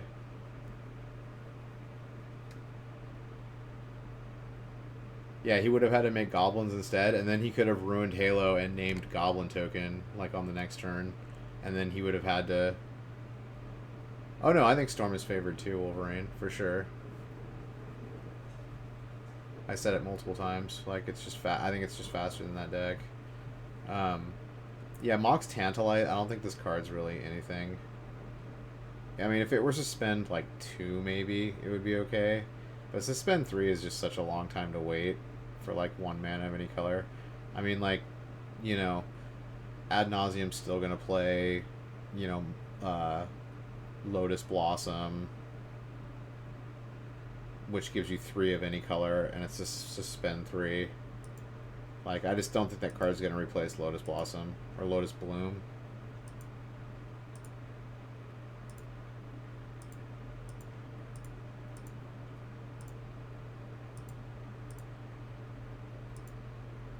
Alright, round 15.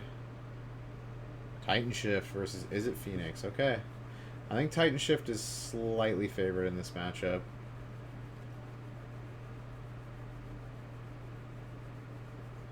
Yeah, for sure. I think Storm is decent right now in Modern also. I would agree.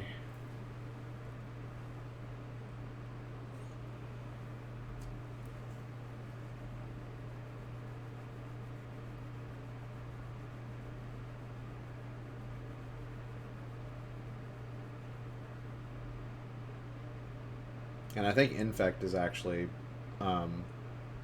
good in this format again too, since like all the Is It Phoenix decks are not running Gutshot anymore. So like you can actually beat Phoenix with Infect now. And like the Infect decks are running like an extra Dismember for like Thing in the Ice, which is pretty good against Infect. So Infect deck's a little more equipped to play against Phoenix, and then Phoenix deck is a little bit less equipped to play against Infect. So I'm definitely going to dust off my Infect deck and start playing it again.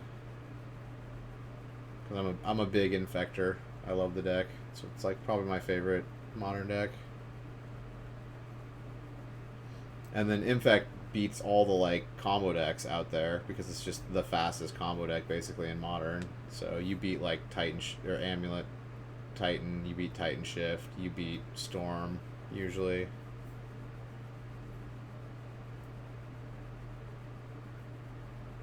Oh, are you talking about day 1 Wolverine? Yeah, yesterday there was a good Infect versus Jund matchup. Jund is heavily favored against Infect, but it was a pretty close match.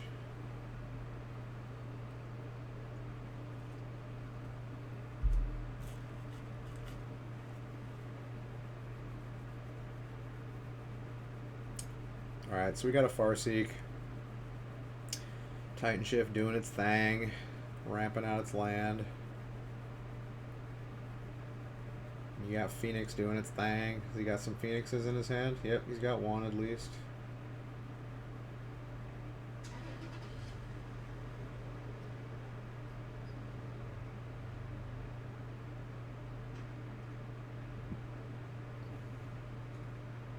Alright, so that Phoenix is going to come back.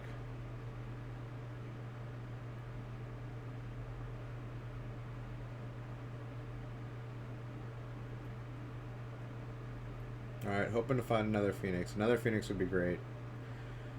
Didn't find one.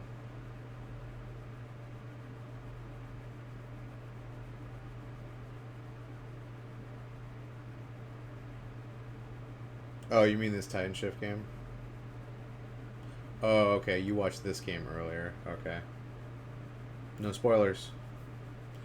No spoilers.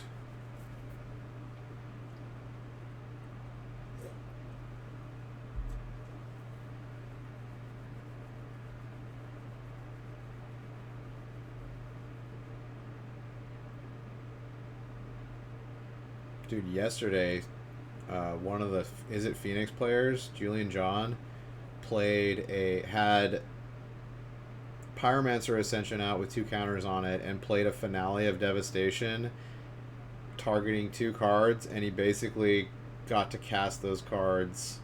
Or first off, it duplicates the Finale of Devastation, so it casts Finale of Devastation twice, lets him target 4 cards in the graveyard, each of which get to cast twice. So basically, one spell became 8 spells. He cast 8 spells. It was an 8 for 1 off of 1 Finale of Devastation. It was freaking nuts. It was so awesome.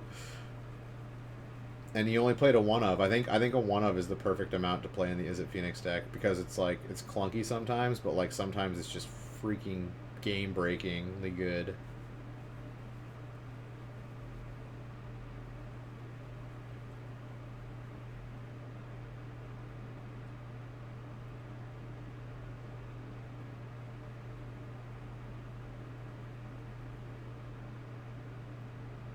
But yeah, I wouldn't play more than 1 Finale of Devastation in the Izzet Phoenix deck, because a lot of times you're not going to be able to use it completely well.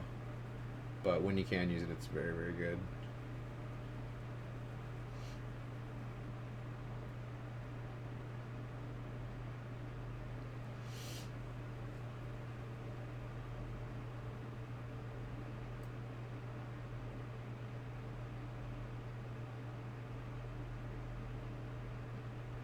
Alright, he's got Thing in the Ice out.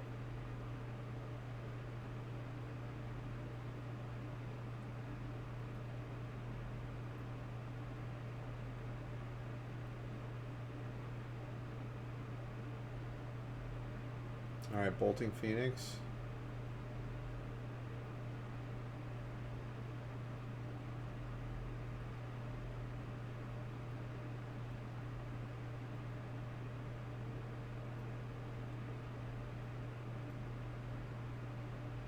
Alright, he's got, what, 3 lands and a Chandra in hand?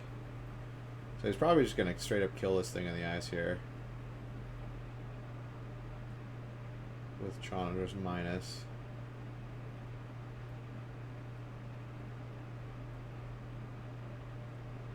Chandra seems really good right now. Being able to do 4 damage to a creature. You can kill Thing in the Ice, you can kill a few other creatures that are new.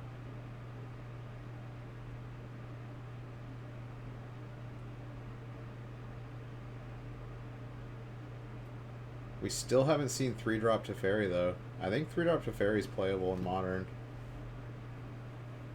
I don't know if I'd play like more than 1 or 2 of them in a deck, but I think it's a good card.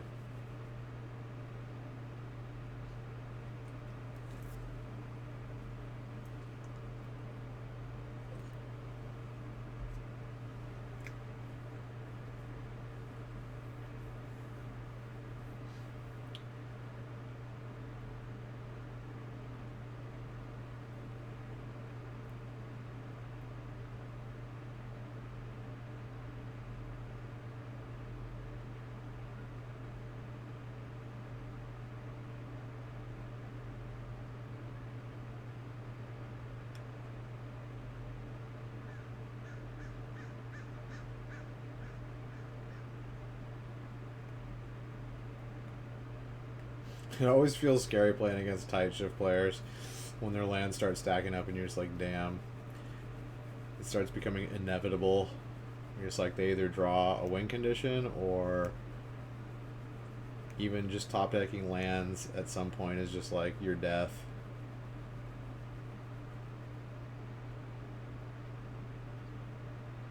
Alright, Phoenix is coming back. Going to the dome.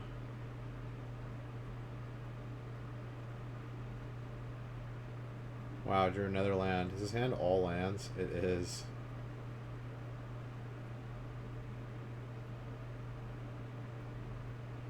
Although, I mean, I guess he gets a trigger off of each of those lands, so...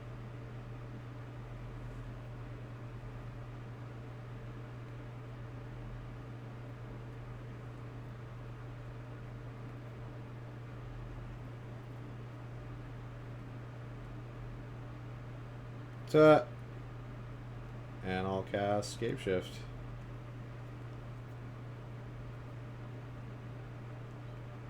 He's like, okay.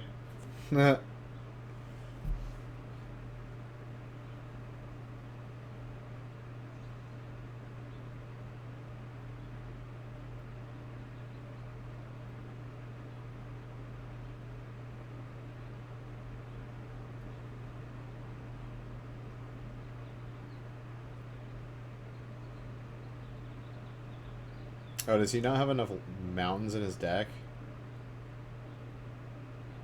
Is that the problem we're facing here?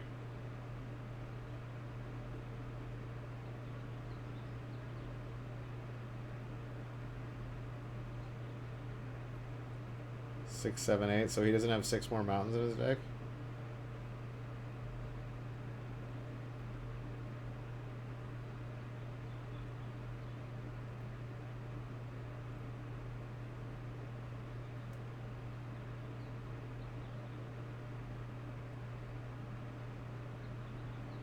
Oh, Miriam's getting all fired up.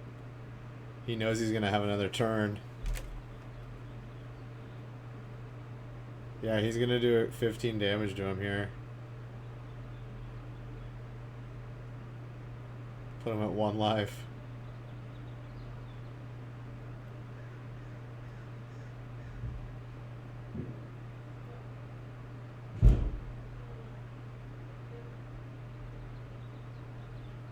That's funny. Ross is like, let's go. 1 more turn. 1 more turn. Let's do it.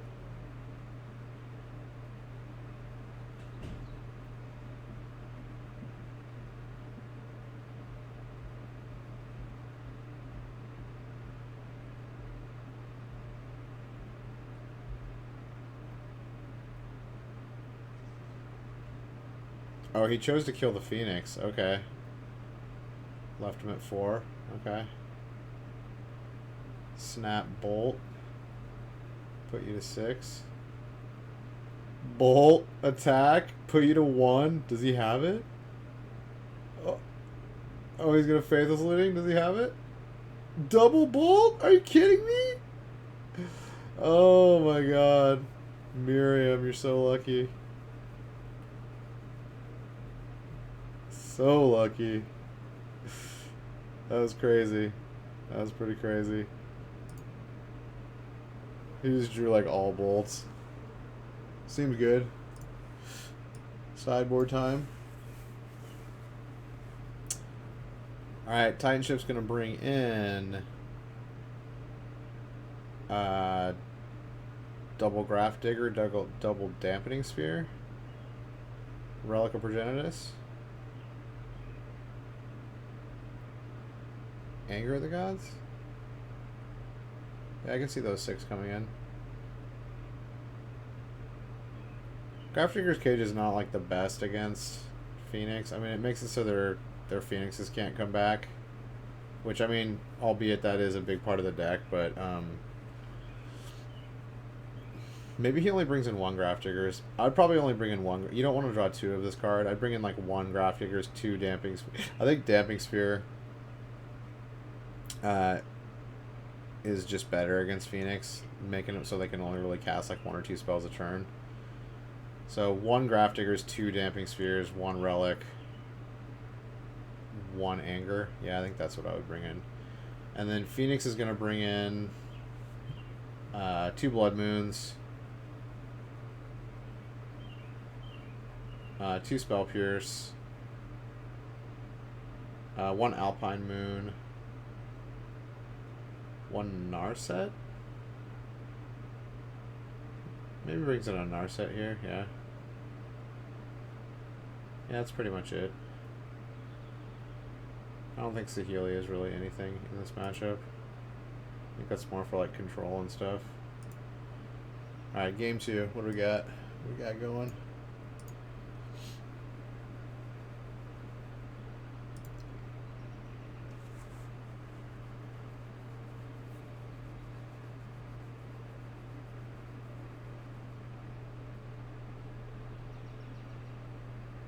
Alright, turn 2 Farseek. Oh, Spell Pierce. Perfect.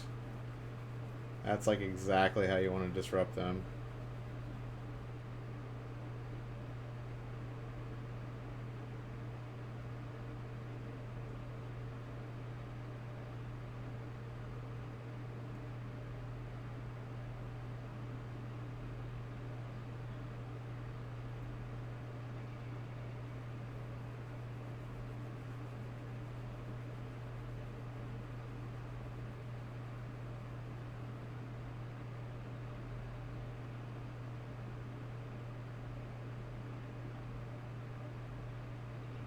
Whoa, there's a Crackling Drake.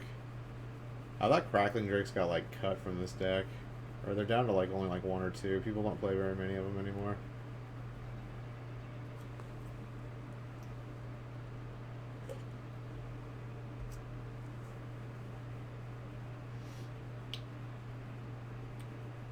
Ooh, Finale Devastation. There's just one of.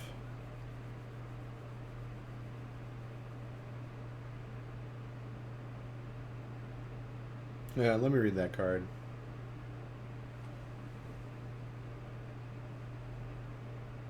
That card's a good one.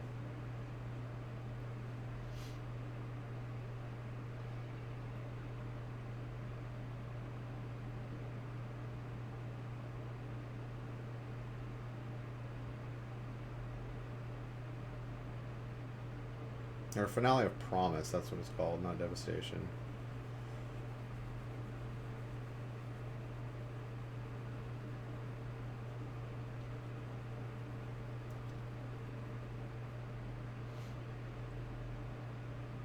He's gonna suspend Search for Tomorrow, play Damping Sphere.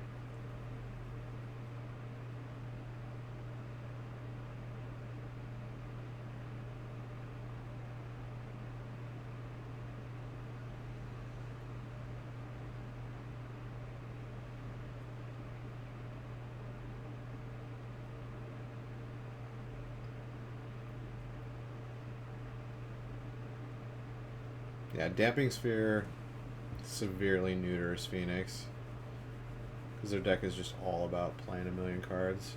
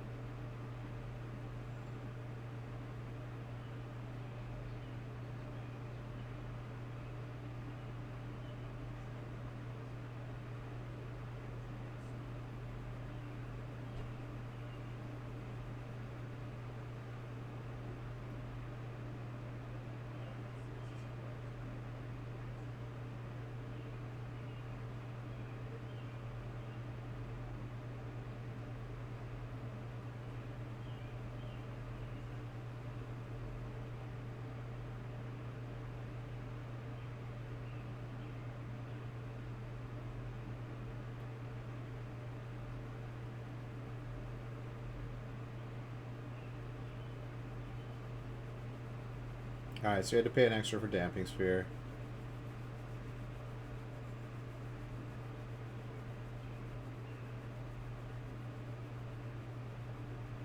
Dampening Sphere. Rather.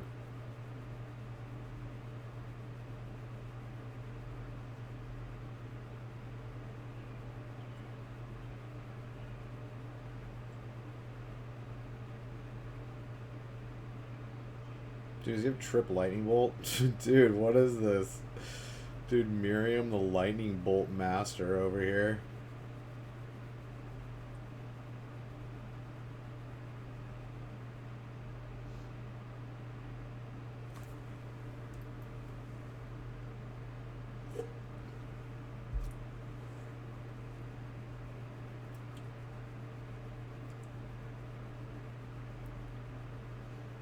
The Dampening Sphere is actually going to hurt the Titan Shift player here because the Search for Tomorrow went off, so he can't play Titan this turn. It costs 7.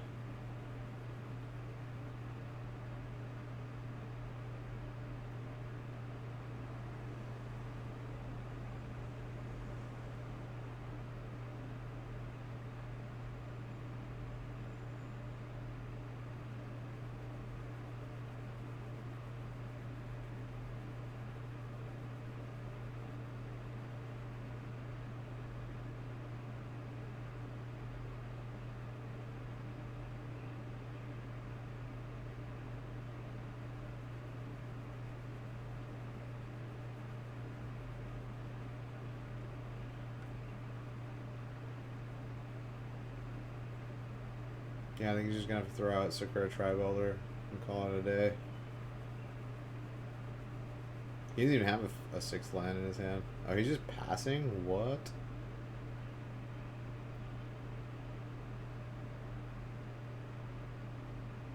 Oh, does he have an instant in his hand? What is he holding back on?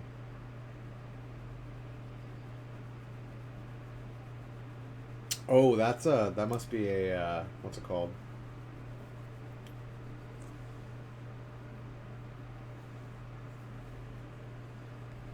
It's the destroy a permanent, make a 3/3. Yeah. Everyone's using the beast within. Everyone's using the weird picture for that. Whatever happened to the original picture? I can never tell what it is.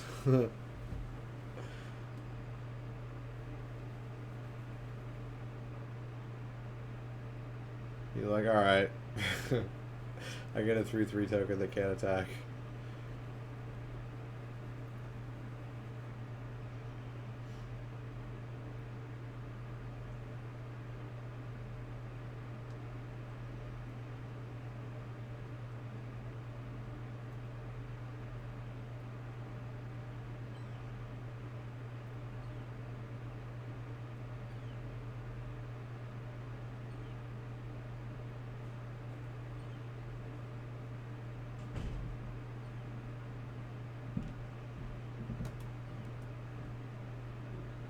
So he drew another Titan. Ouch.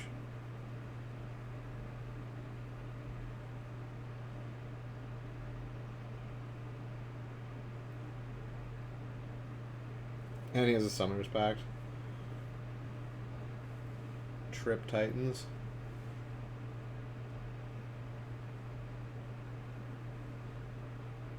Ooh, Alpine Moon. I bet he would have liked to have that card.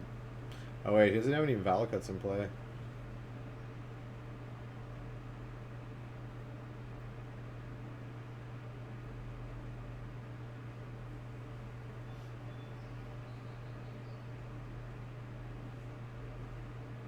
We brought him Beacon Bolt, I guess to kill a Titan. Although typically once the Titan's been played, the damage is done.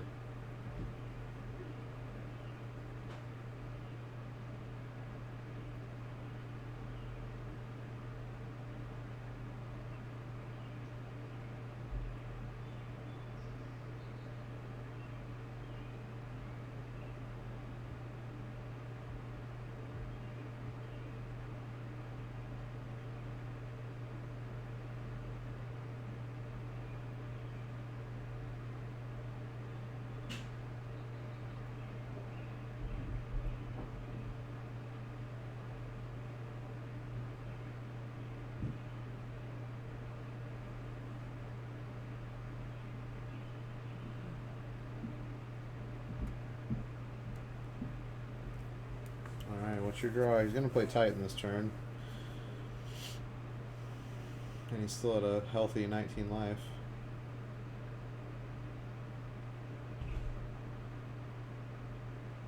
Wait, why doesn't he have a 3/3 beast token? What happened? Was there some weird, like, interaction where, like...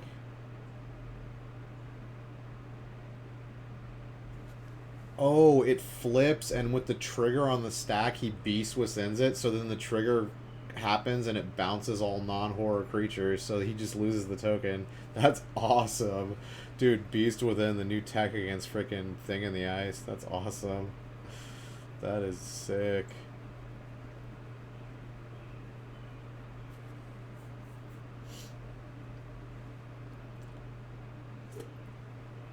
The beast within tech.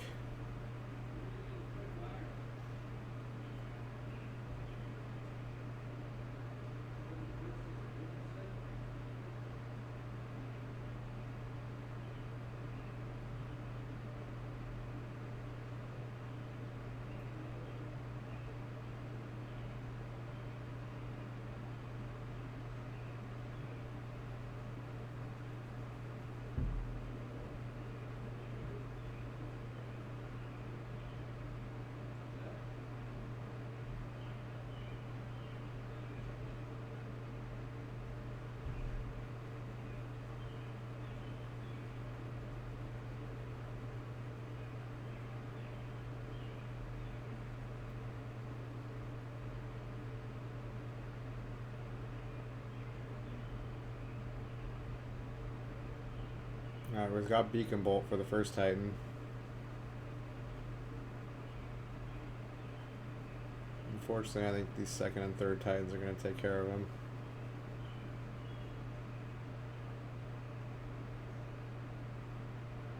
Alright, he can just Farseek here and win.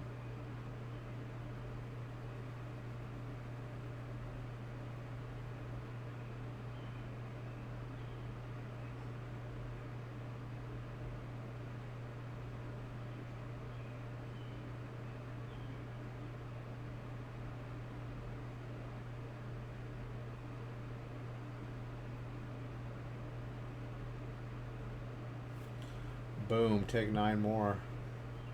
Buddy. Alright, game 3. Let's see what's up. Looks like both keepable. Oh, that's kind of risky though. It's kind of risky, Miriam.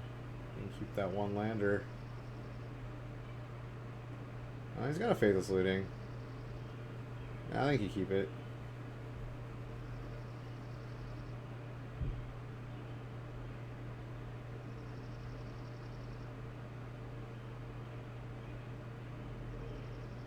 Oh, he's not keeping it. Wow.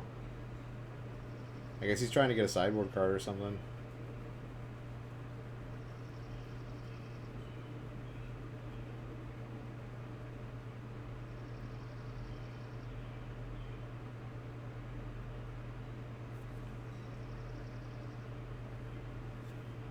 It seemed pretty solid though. I mean, 2 Phoenixes. I guess Bolt's not pretty dead against Titan Shift most of the time. And then he's left with what? A cantrip, and he really wants Thing in the I think Thing in the Ice is what he wants to. Thing in the Ice is pretty good. Fast clock.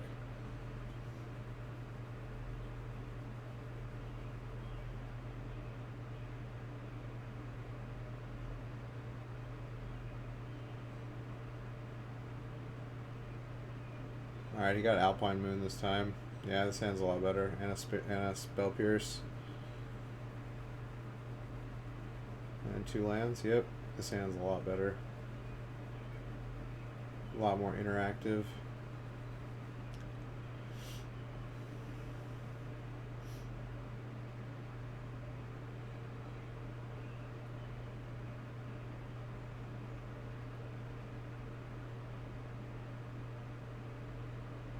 Turn 1 search. Best start for Titan Shift.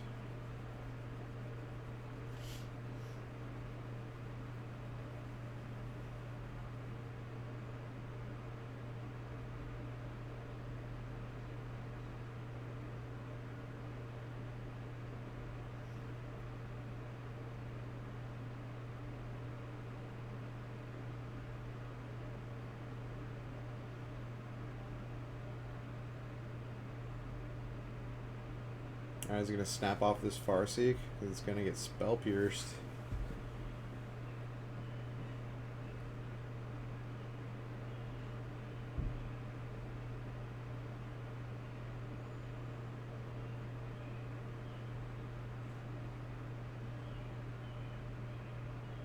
Ooh, drew Thing in the Ice.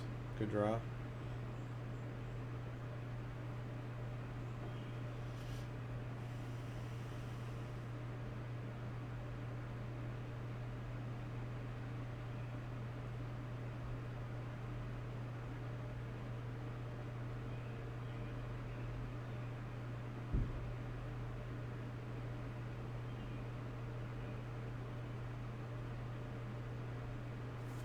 And he played Alpine Moon.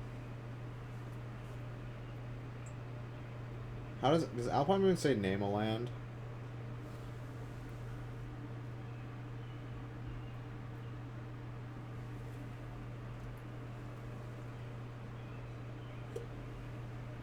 Let's name a non-basic land, right? So you obviously named Valakut. Yeah, choose a non-basic land card name.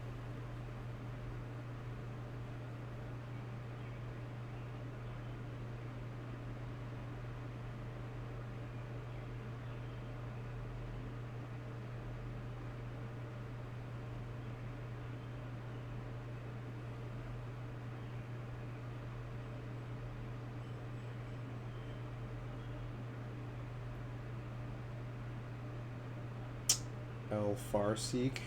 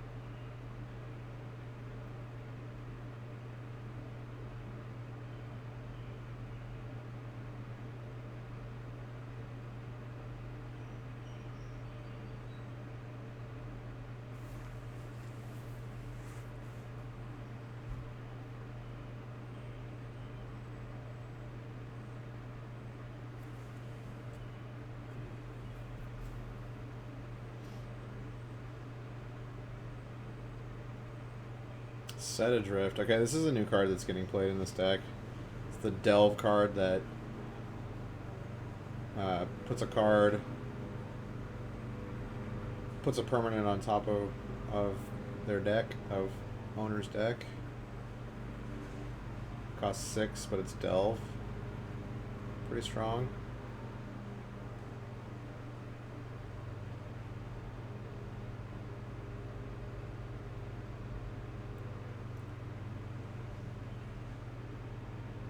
I guess he just did that because he had to play it to flip Thing in the Ice. Get some pressure on him.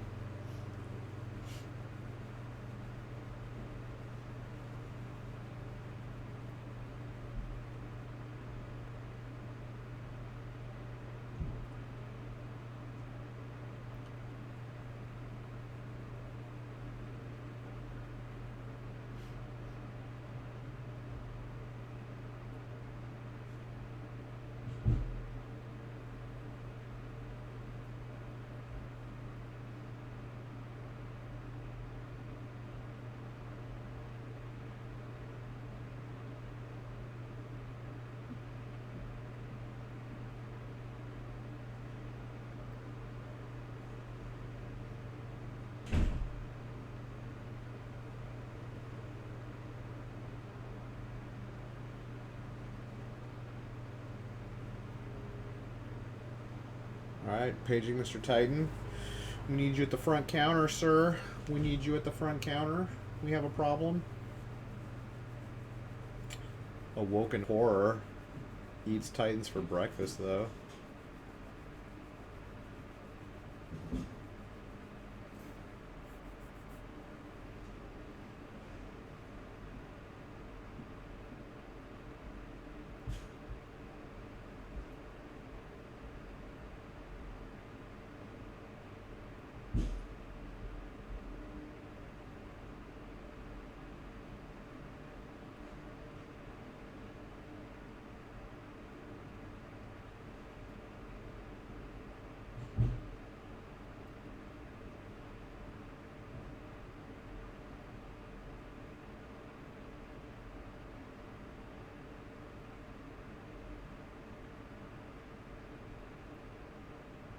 How you gonna play around that Alpine Moon? You better run. Oh, you got Rex Sage. You got some other stuff.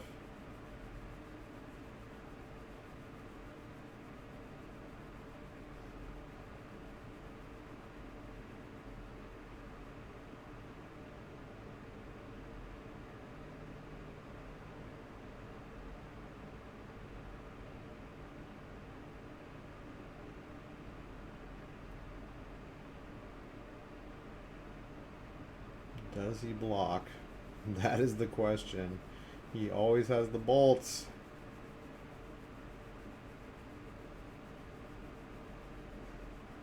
Oh, but next turn he gets a Summoner's Pack into Rex Sage.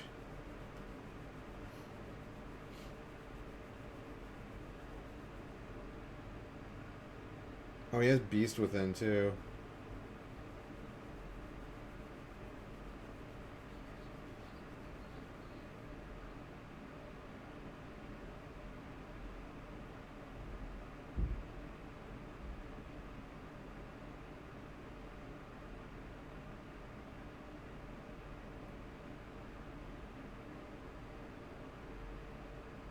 Oh, he's got Beast Within also.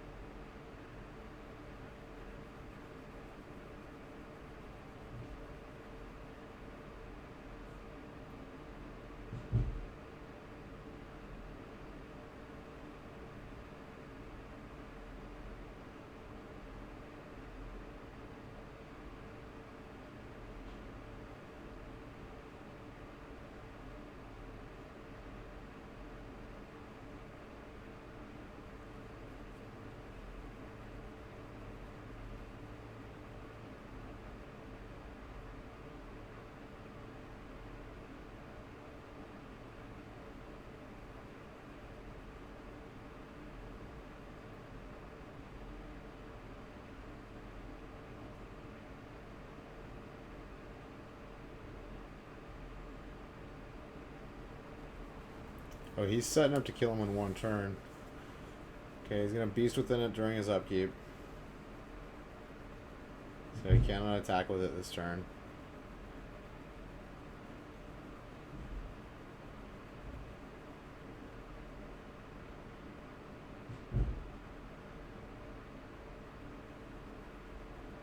So he's probably going to get...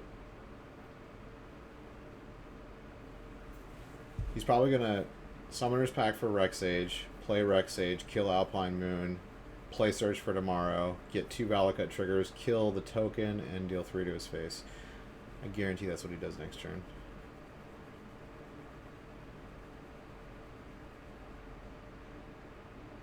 Unless Ross plays like a Phoenix or something here, then in which case he'll kill the Phoenix instead, but...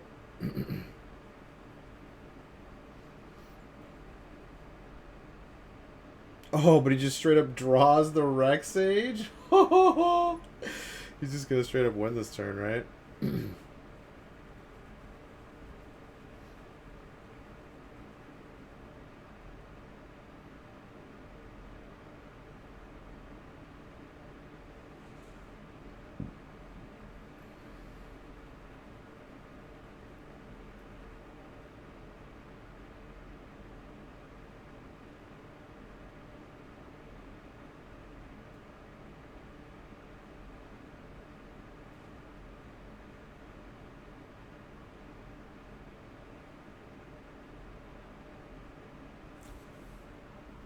You dead, Ross. You dead. You dead, buddy. I don't know how you win from here. I guess you gotta hope he doesn't pay for his Summoner's Pact.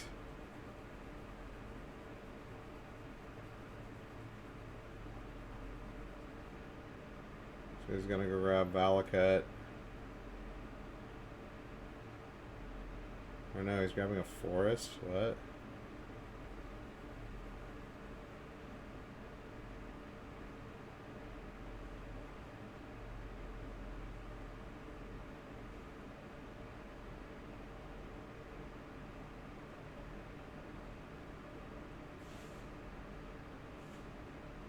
Why did he grab a Forest?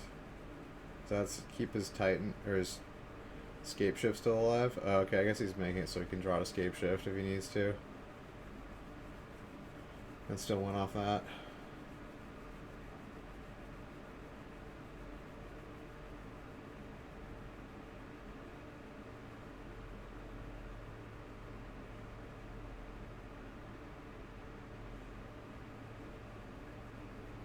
Ross is trying to figure out if he can even win from here. I mean, he has to draw like Blood Moon here, doesn't he? I don't know if there's anything that even saves him here.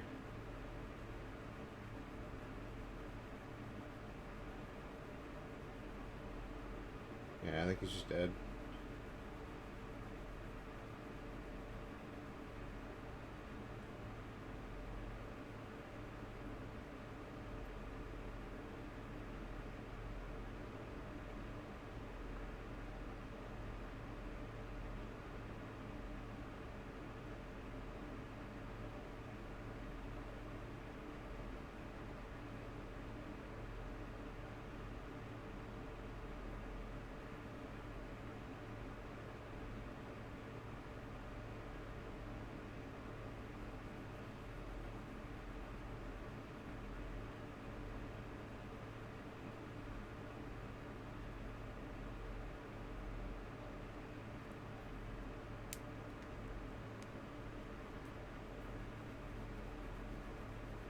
Damn, this is a long match. Almost the time.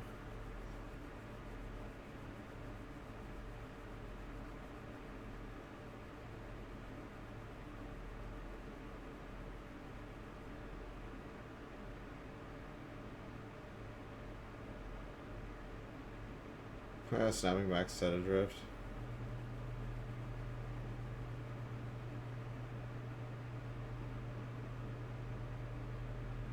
Targeting Titan. That sucks. Alright, he's gotta hope he doesn't pay for Summoner's Pact.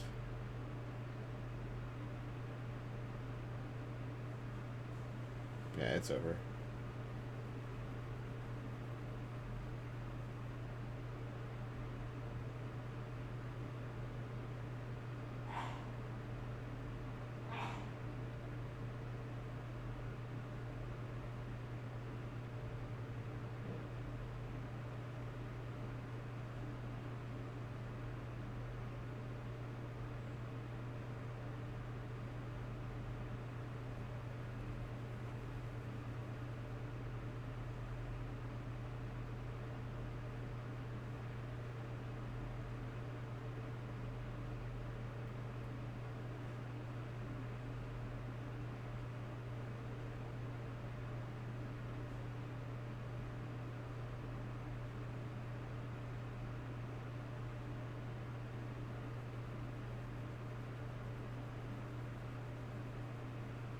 Shouldn't he have killed the Snapcaster Mage and attacked with the Reclamation Sage?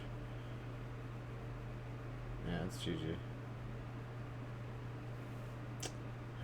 Ross is pissed. He would have top 8'd. Yeah, it's unfortunate because he got... Well, I mean, they wouldn't have drawn either way. If he had got paired against someone who was, like, also 11-3, it's still winning in. He's bummed. That's a bummer, but... It happens. The heart breaks. Human versus Phoenix. Who wins? Our family tree. What is that? Oh, it looks like Phoenix wins.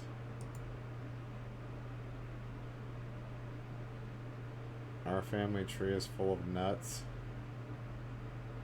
And happy campers live here. What are those, just like signs? What? Are they self-promoting here? Who made those? Alright. What we got? Top 8. Dredge. Ooh, Azorius Control made it. That's cool. Titan Shift. Humans. Another Dredge. Another Humans. Dude, Humans and Dredge, man. Just straight up linear good creature decks. 1 Phoenix and 1 Titan. Okay, there were 0. I thought there was going to be 4 decks that had Karn in them. There's 0. Okay, the Azorius Control might have Karn in it, actually. Yeah, only 1 Phoenix. 2 Humans, 2 Dredge, man. Humans and Dredge. Decks are still great. Alright, quick pee break. Stretch your legs out, everyone, and then we'll get to the top 8. Let's go.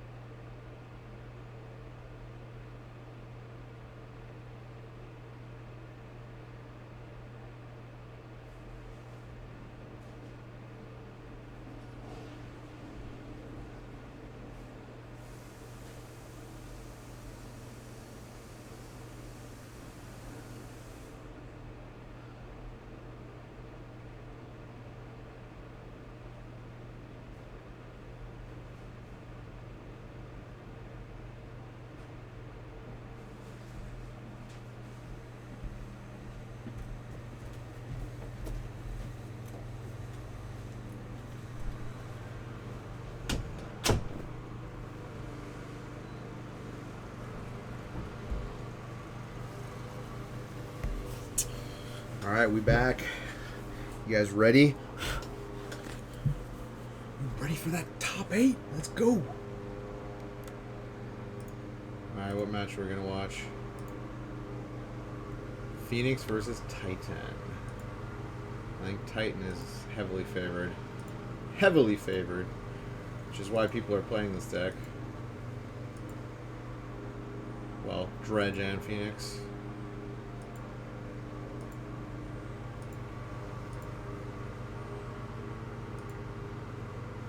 Alright, let's go. Let's go. Dude, Matthew Dilks, he always just looks like he wasn't supposed to be there today or something. He's got the Dante Hicks, like, I wasn't even supposed to be here today, like, look on his face always.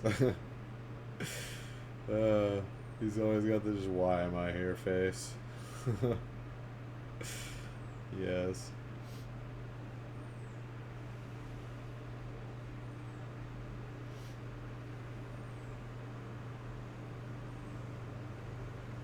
Ooh, you bent the corner of that card, man. That's a foil Scalding Tarn. You just need to ease up, buddy.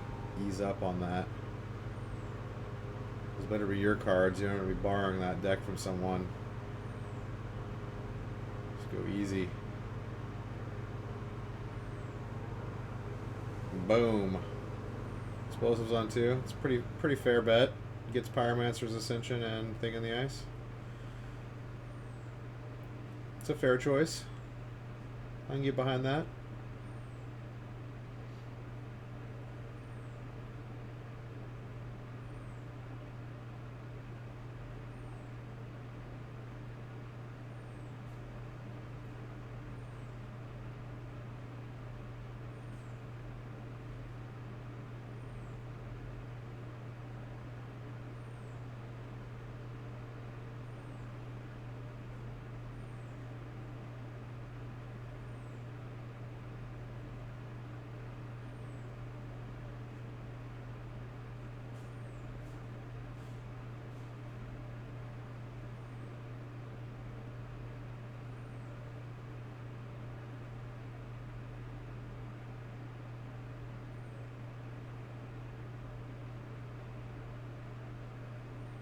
Oh, double Phoenix.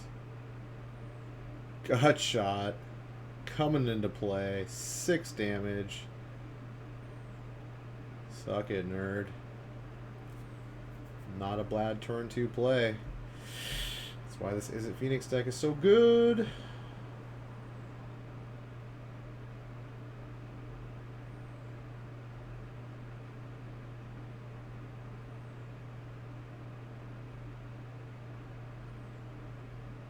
Ooh, Azusa. Titan firing back.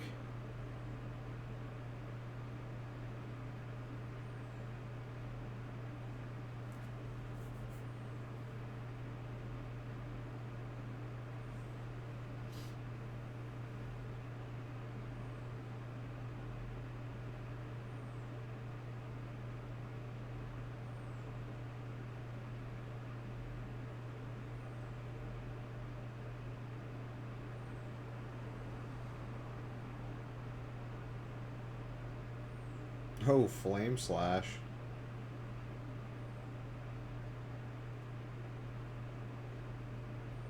That's probably for the mirror. I'm sure that they're starting to put Flame Slashes in there because of Thing in the Ice. Gotta have that 4 damage. 3 just does not cut it.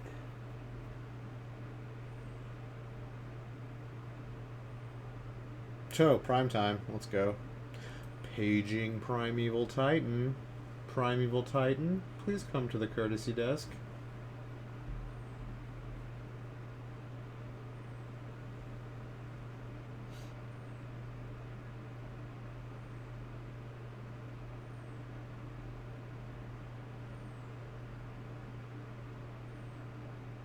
It's prime time.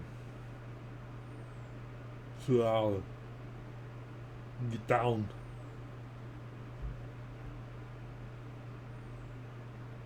Ooh, going to get the fountain. Oh, 3 upstairs. He's just dead here, isn't he? Dude, gets the job done with 2 lands.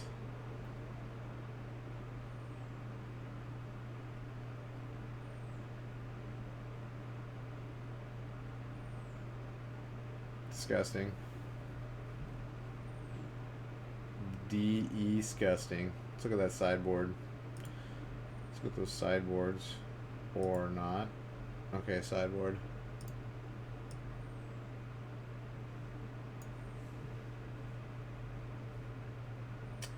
Alright, what's coming in for Titan? Double Spell Pierce and Negate, yeah. Reclamation Sage, yes. Another Explosives, yes. Hornet Queen, yes. I like Hornet Queen in this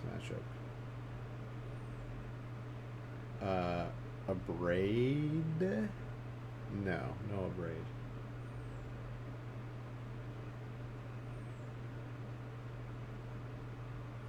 I think that's it. Yeah, Spell Pierce, 2 Spell Pierce, 1 Negate, Reclamation Sage, Engineered Explosives, Hornet Queen. And then Izzet Phoenix is going to bring in what?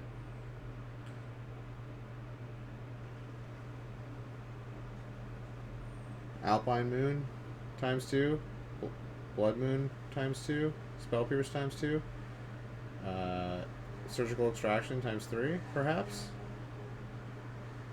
Beacon Bolt I don't think is good enough because kind of the damage is already done once the Titan gets played, so I don't know how good it is against Titan. I mean, against Titan Shift, yeah, you can bring it in, and it can kind of like save your life for 1 turn. But against Amulet Titan, they kind of just keep playing Titans over and over again, so it doesn't really matter that much if you kill one of the Titans. I don't know.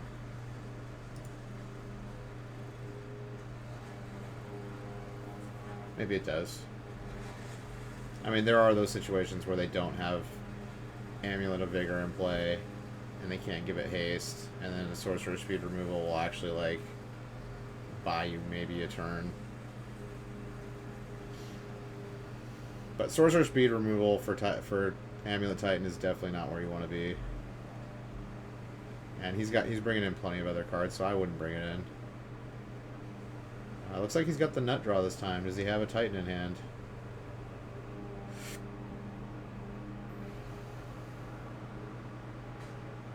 Oh wait, no, he missed. He doesn't have any more lands in his hand.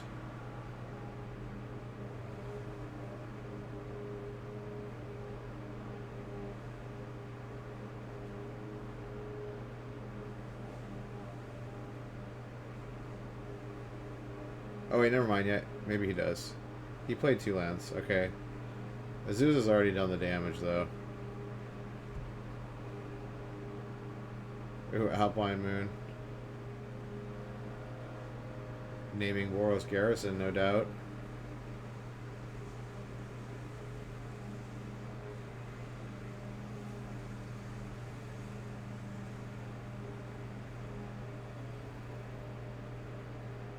Alpine Moon's seen a lot more play these days. When that card first came out, people were like, this card's awesome, but then, like, no one played it. And then, like, now it's starting to see play. Because it's actually good against, like, these Amulet Titan decks and, like, Valakat and...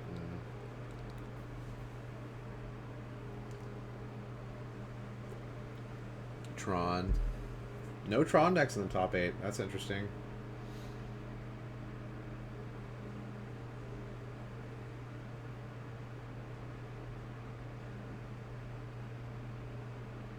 I really wanted to see an Infect deck in the top 8, but apparently Kazu Negri didn't make it.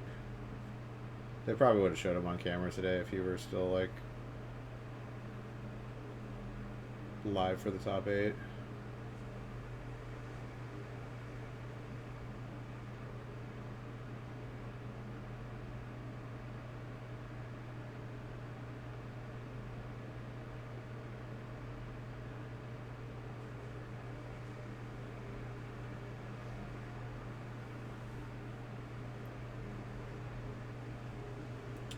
Senor Thing in the Ice.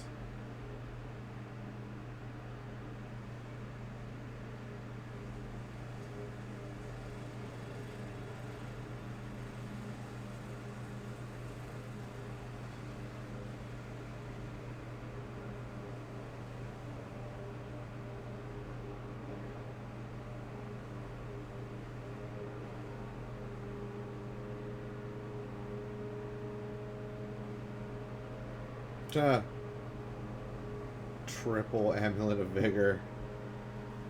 If he draws any bounce land right here, it's GG. Well, actually, he needs one that produces green. He needs a breeding pool, or not a breeding pool. Simic. Whatever the Simic bounce land's called, I forget the name of it. Or the Gruul Turf one.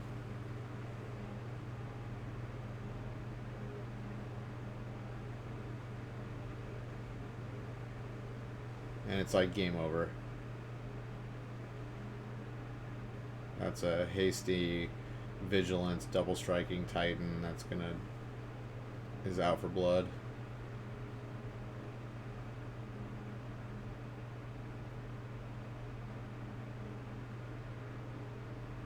But he needs to draw it soon because he's got what, 3 turn clock?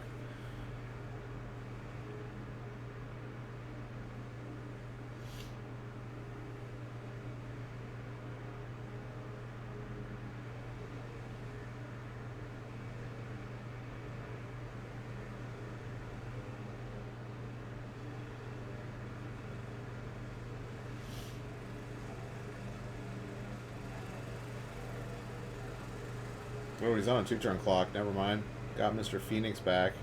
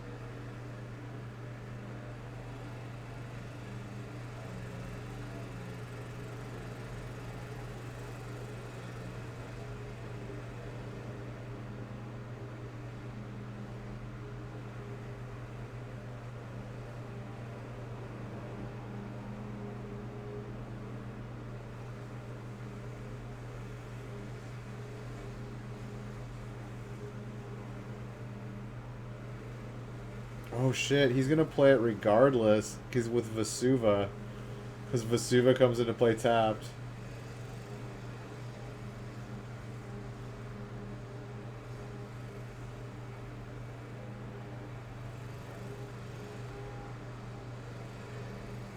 Oh, he has the Spell Pierce though, are you kidding me? Wow.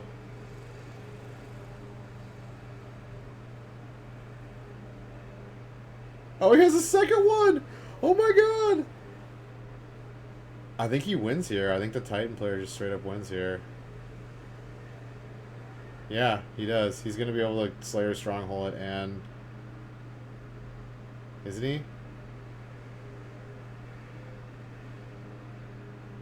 Yeah, he's going to. This is over. He's going to go get... Oh wait, no, he can't activate Sunholm with...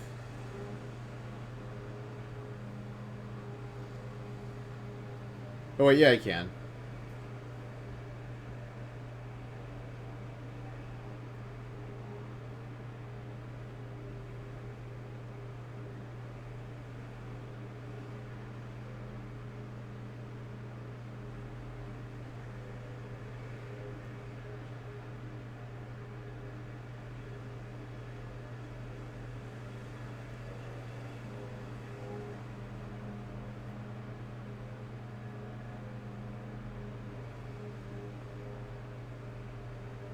Since he's got 3 amulets, he can make 3 of any color.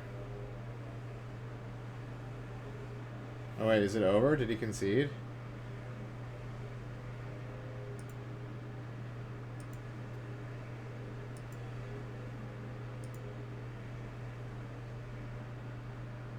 Or he's asking what's up?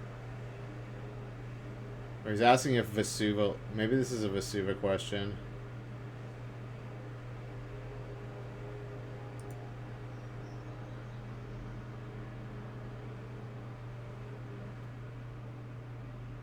Okay, so he makes 9 mana. Oh no, he's gonna be able to just play like a million more Titans here, right? Yeah. Yeah, he's gonna go play another Titan.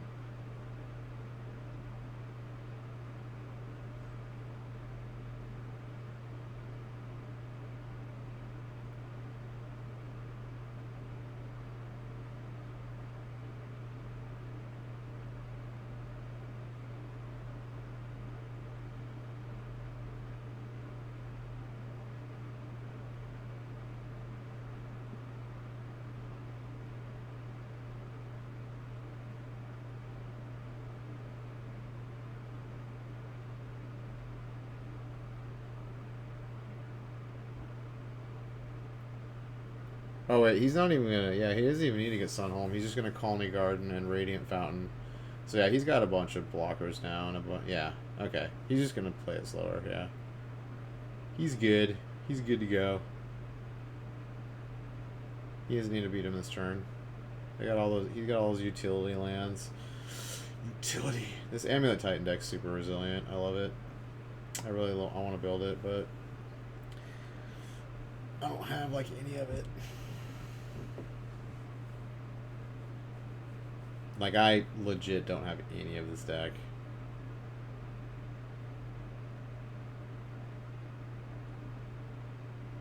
Except for, like, the engineered explosives. That's what I have. And, like, a reclamation sage.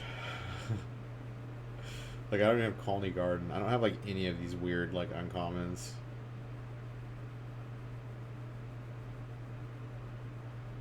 Yeah, like, these cards are in, like, no other deck in Modern except for... Well, I guess Titans are obviously, they're in Titan Shift, but... Like, all the other cards are not in any other deck.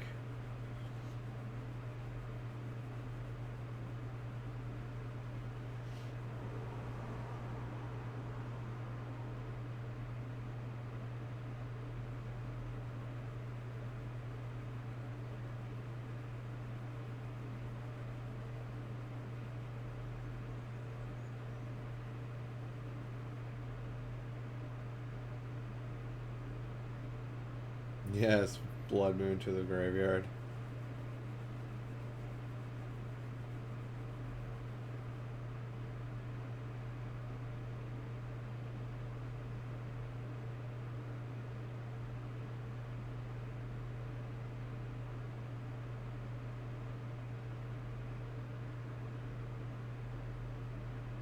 Okay, what is he calling with that? Sunholm or Slayer Stronghold? Probably Slayer Stronghold, maybe?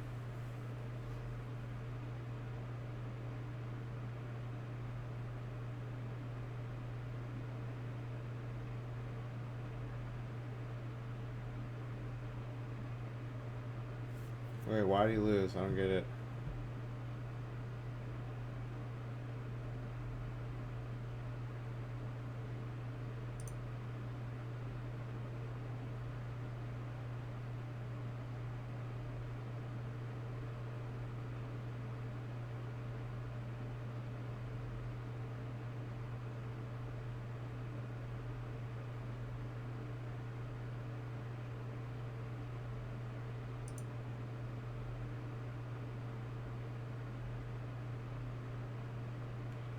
I don't get why it's over.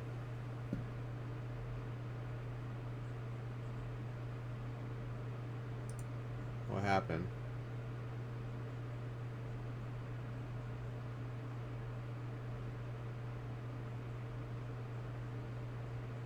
Oh, he called,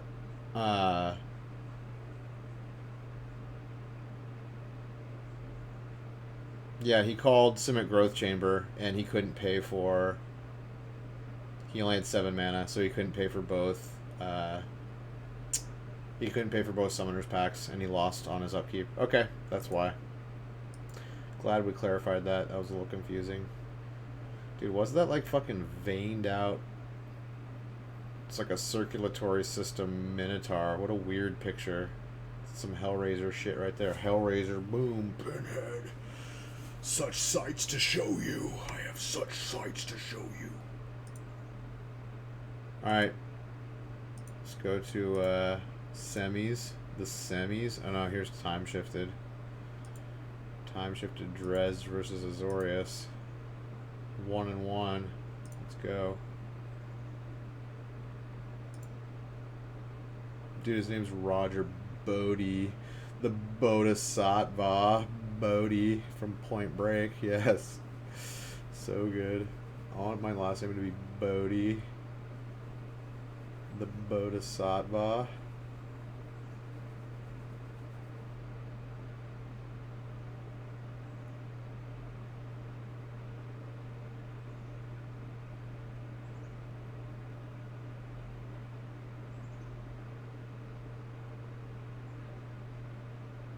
Wrath of God.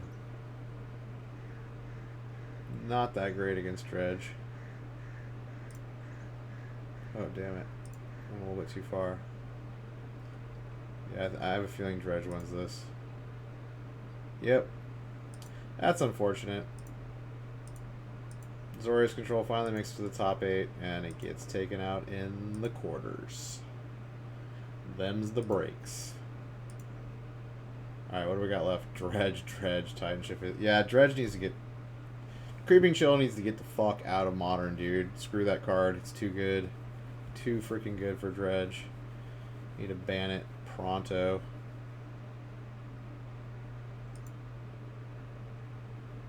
Dredge v. Dredge. Do we really have to watch this? Fine. Alright, let's go. Let's go. Turn 1, Faithless Looting. Blood Gas, Stinkies, like boom. I'm gonna Faithless Looting too.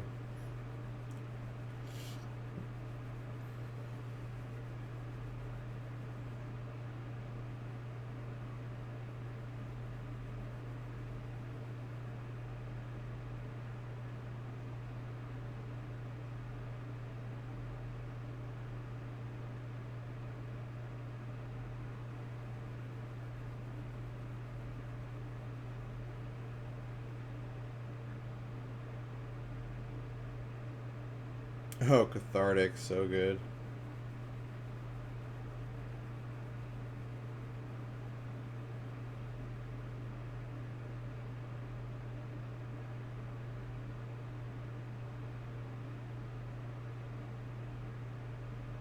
Seems good.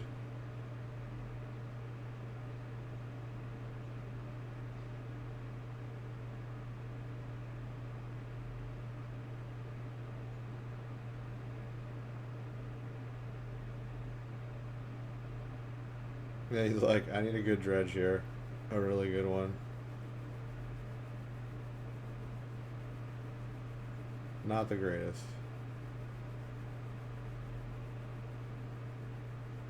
He needs a Cathartic Reunion here, which he does not have.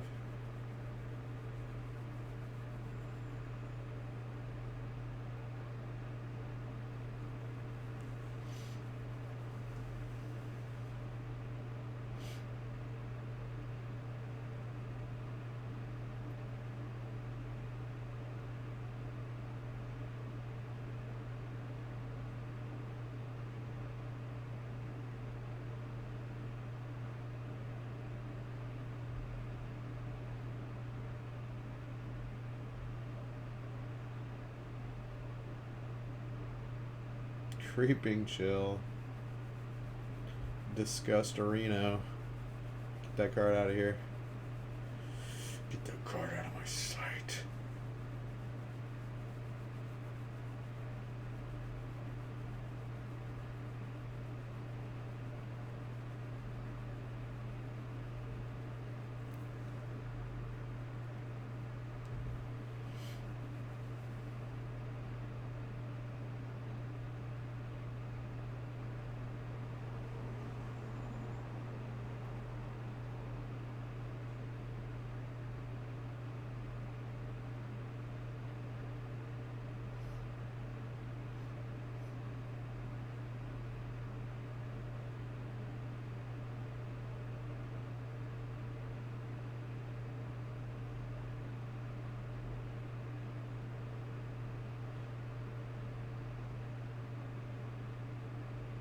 I think this one's over. Yeah, at least these games are going super fast. Modern is a super fast format right now. Super duper fast.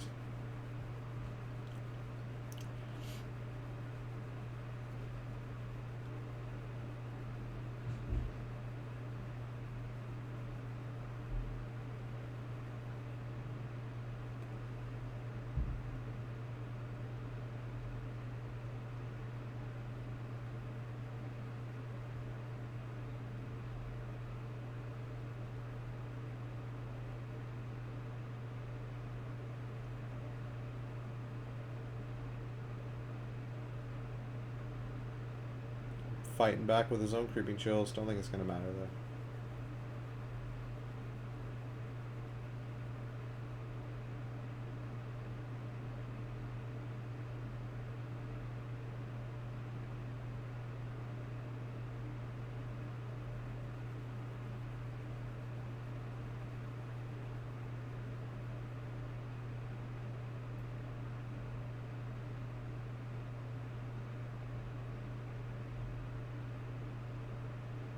Not a bad double dredge, but is it enough?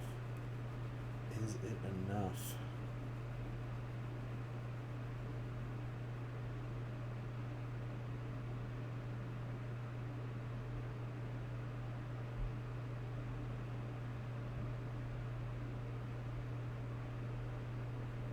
He did get 3 amalgams. Although they can't block this turn, so he's got to block what, amalgam bloodghast? He still loses this turn, right? Yeah, he takes 2, 4, 6, 7. Yeah, he takes exactly 7. Just turn him sideways, jeez.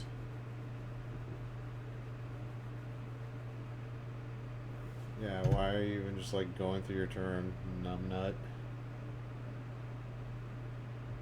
Math is fun. Math is fun. Addition.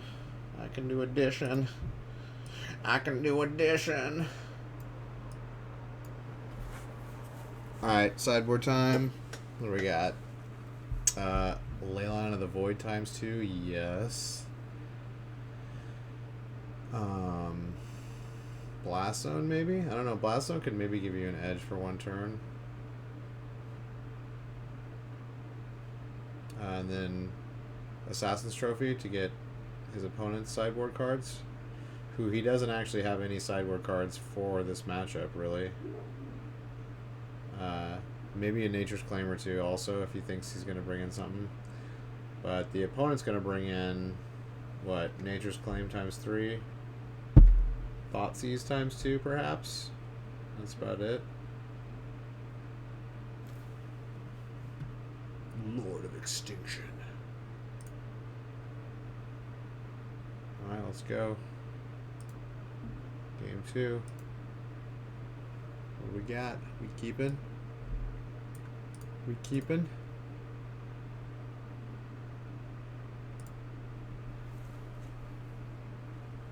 Double Leyline. Seems pretty good.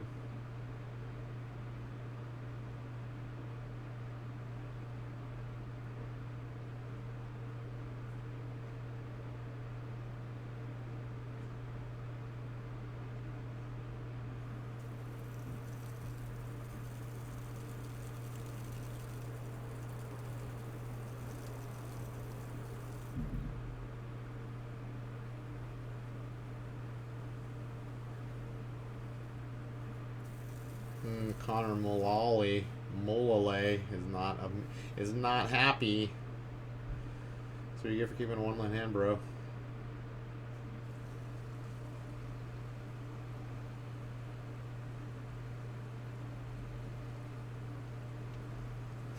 It's kind of funny though.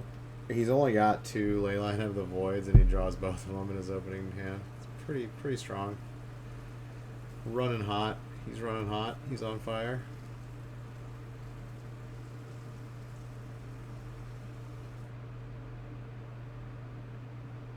I mean, like, how does he even battle through 2? His sideboard, he has 3 Nature's Claim. That's all he's got that can get rid of Leyline of the Void. And he has to draw 2 of them.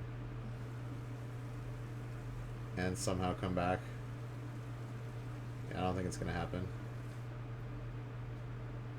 He's got no Assassin's Trophies in his sideboard at all. I guess he's just not built for the mirror match at all. Not built for the mirror.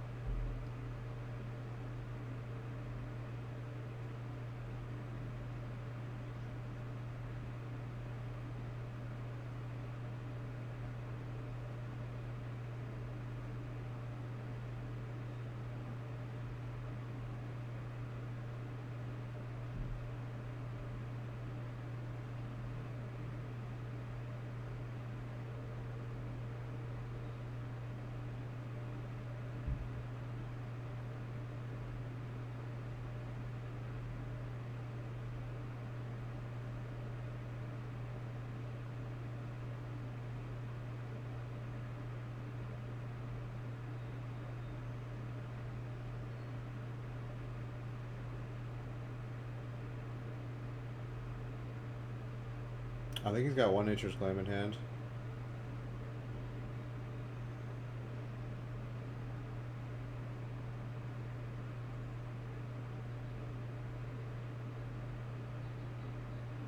Yeah, looks like he's got one.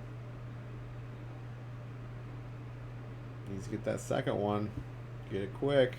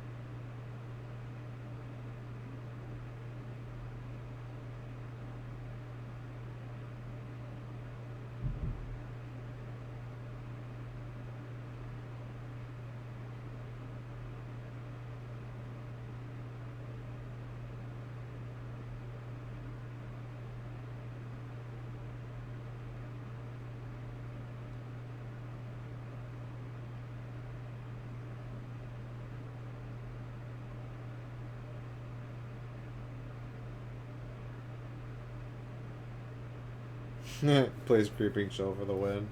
Smart ass. Alright, at least there's only one Dredge in the finals, okay. What do we got? What do we got? Is it Dredge versus Phoenix? Please don't be Dredge versus Phoenix.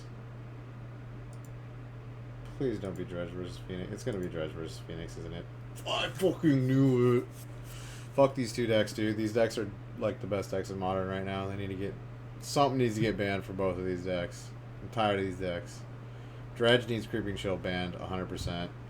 Phoenix, I don't know. I would definitely love to see Manamorphose go away for good. Cards completely not used as it's intended to be played. It only helps decks like Phoenix and Storm and these dumb decks that shouldn't exist. But that's just my opinion. They definitely, I think, need some power taken from them, though.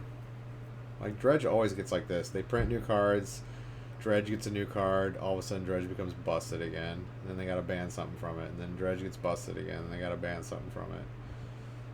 Same with Storm. Like, they're constantly, like, target banning these decks when, like, why don't they just get rid of the decks completely and just ban another Dredge card? Just ban Stinkweed Imp, and you can say goodbye to Dredge forever. If Golgari Grave Troll and Stinkweed Imp are gone, that deck is pretty much unplayable at that point. So Just get rid of the dredgers. I mean, Wizards has already said they do not like the dredge deck or the storm deck. They were not intended to be decks that could do what those decks do, that just completely bypass like what the game's supposed to be. Yeah, they need to just, you know, ban the storm cards and ban the dredge cards. Just get it over with. Get it over with. You know, ban Grape Shot, ban Stinkweed Imp, call it a day. Or just ban Amorphos. Ban Manamorphos, that'll make Storm unplayable too. Dredge gets wrecked by Rest in Peace? Not always. They've got a lot of answers to Rest in Peace in their sideboard. They've got, like, you know, Assassin's Trophy, Abrupt Decay, Nature's Claim. They got a bunch of ways to get rid of the graveyard hate, like enchantments and stuff. White-blue Miracles, yeah. Sure. I mean, almost every deck has a deck that it's not good against, but I think Dredge is just is slightly too powerful. And I think Creeping Chill is too powerful for the deck. Like, a lot of people agree with me. It's probably going to get banned. I would be very surprised if Creeping Chill was not banned in the next ban announcement. Very surprised.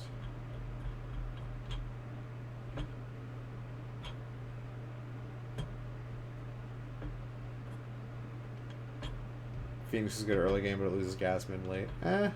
Not really, because you've got Pyromancer's Ascension. Phoenix is a really well-rounded deck. It's pretty damn good.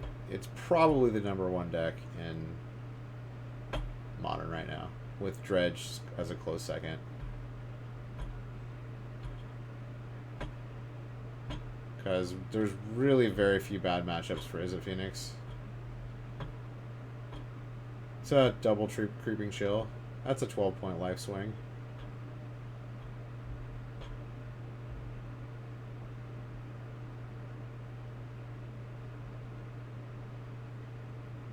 Wow, he gets 3 Narcomoebas and a Prized Amalgam too. Gross.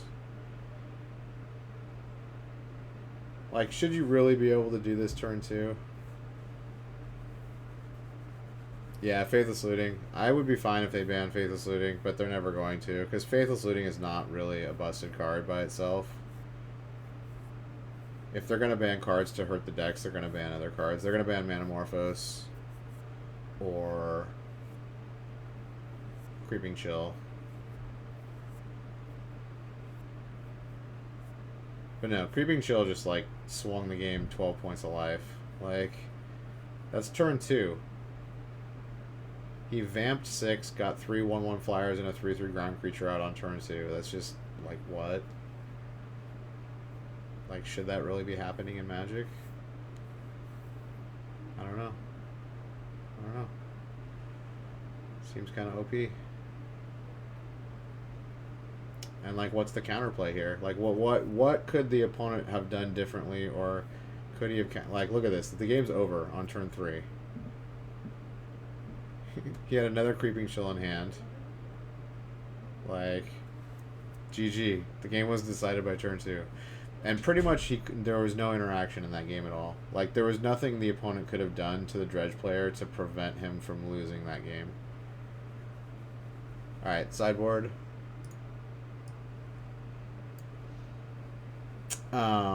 Dredge is going to bring in... Well, they have each other's sideboard, so... Does Phoenix even have graveyard hate? Okay, he's got 3 surgical extractions. That's all he's got for Dredge. That seems weird to me. Alpine Moon and Blood Moon are pretty useless against Dredge. Anger of the Gods. That's like his only card. He has Anger of the Gods. He has 1 Anger of the Gods and 3 surgical extractions. That's all he's got for Dredge. I think Dredge is just gonna beat his ass. Like, he's got no sideboard versus him, really. He might bring in 2 Spell Pierce, because if you Spell Pierce like a Cathartic Reunion early game, or like a Faithless Looting, you can maybe get ahead. So, 2 Spell Pierce, 3 Surgical Extraction and Anger of the Gods. And then Dredge is going to bring in, what, 2 Leylines of the Void. And maybe an Assassin's Trophy. Oh, and 3 Lightning Axes. He'll bring in 3 Lightning Axes, 2 Leyline of the Voids, Assassin's Trophy. Maybe a Blast Zone, too. I can see a Blast Zone coming in. Maybe 1 Nature's Claim for Pyromancer's Ascension. But, yeah, 3 Lightning Axe, 2 Leyline, 1 Blast Zone, 1 Assassin's Trophy. Yeah, he's way more suited to play against Phoenix than the Phoenix player is to play against Dredge.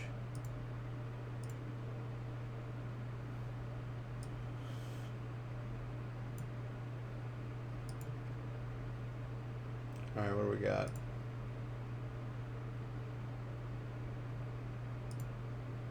One thing that Dredge is cool is it bypasses counterspells. Yeah, it bypasses a lot of things in the game. Like, it bypasses having to have, like, a lot of mana. It bypasses, like, you know...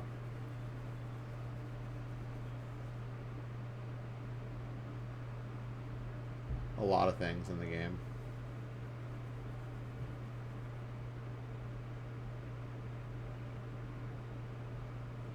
It bypasses having to like draw cards, really. Like, it bypasses the luck of like the the RNG of drawing cards off the top of your deck, because it doesn't draw cards. Basically, it just dredges cards every time if it can. It very rarely wants to actually just draw a card. You're pretty much playing a different game. Like, Dredge is playing a different game than every other Magic player. Alright, we got Thing on the Ice turn 2. This is the best card against Dredge by far that Phoenix has. Being able to flip and bounce all their creatures back to their hand.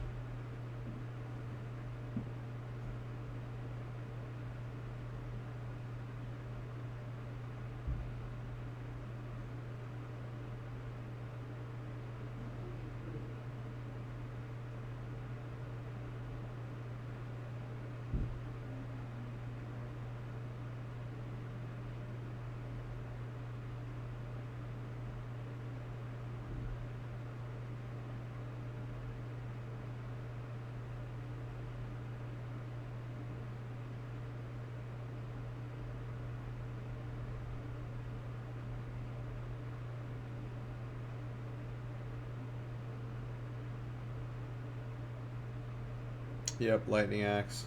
Take out that Thing in the Ice. Lightning Axe, a perfect removal for Phoenix. Because it lets them like put a Dredger in their yard and kill their Thing in the Ice.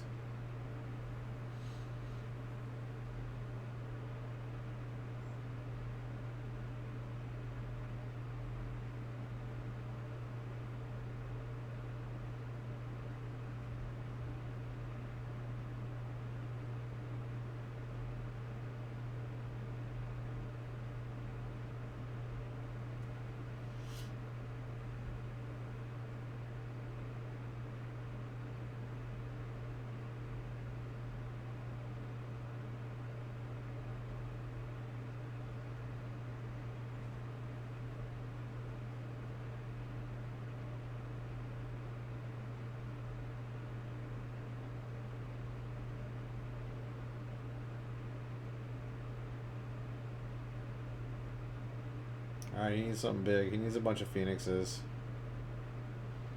Does he have a Faithless Looting? He does. He needs to get some Phoenixes, though. Needs to get some Phoenixes. Okay, he's got a Surgical. But there's nothing to Surgical. No, but he has a Faithless Looting, so he could draw some Phoenixes and discard them, and then they come into play. Oh, he's not going to do it. He's going to wait till next turn.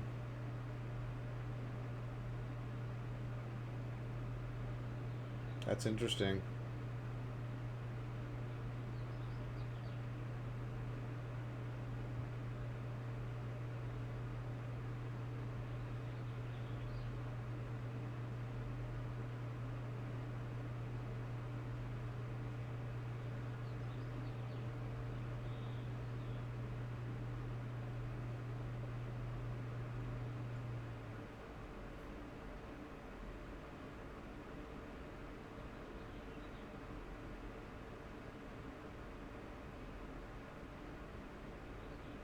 Alright, Dredge has no dredgers in the yard right now.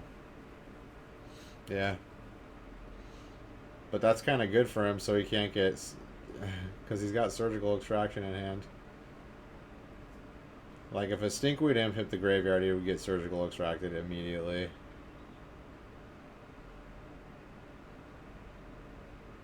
Oh, there's a Phoenix.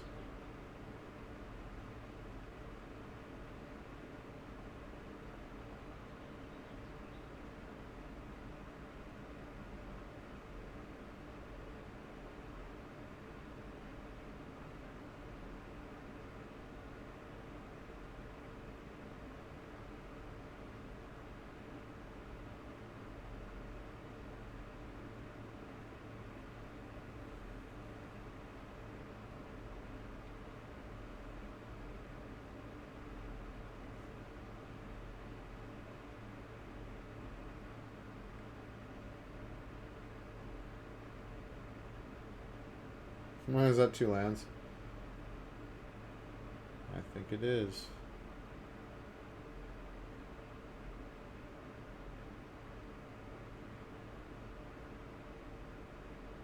Get in there for 3.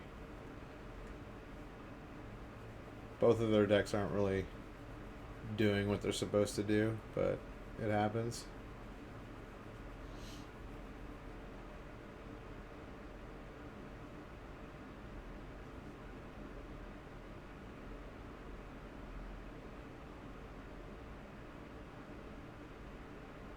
Oh, he just drew a Cathartic, but he's gonna get that stinky. He's gonna get that stinky Surgical. Stinky's getting Surgical.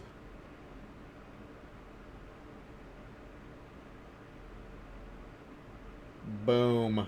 Goodbye, Stinky.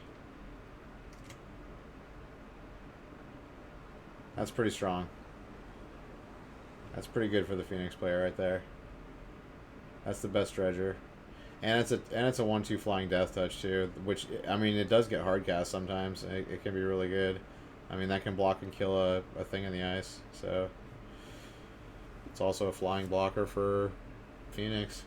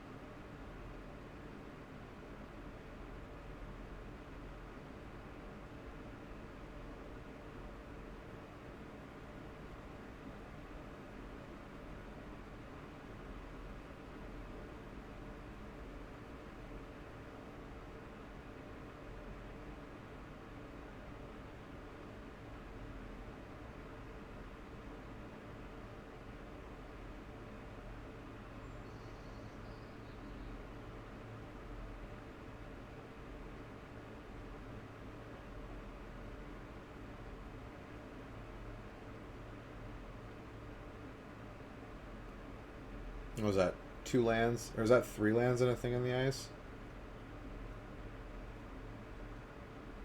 That's pretty bad. Oh no, it's 2 lands, a thing in the ice, and something else.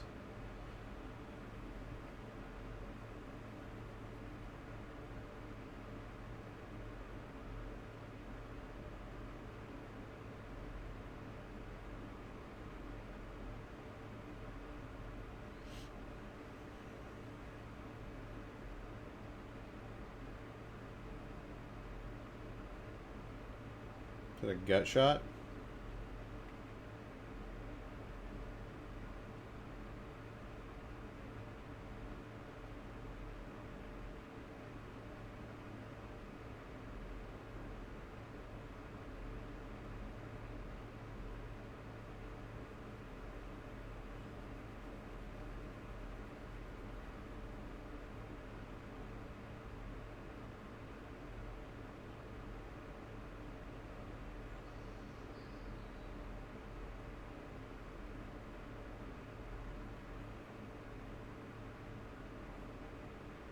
Get in there, Phoenix. Get in there.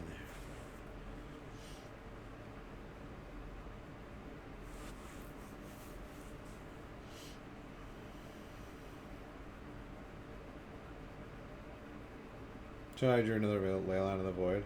Oh, he can actually play it, though. Although it's not going to do him that much good right here.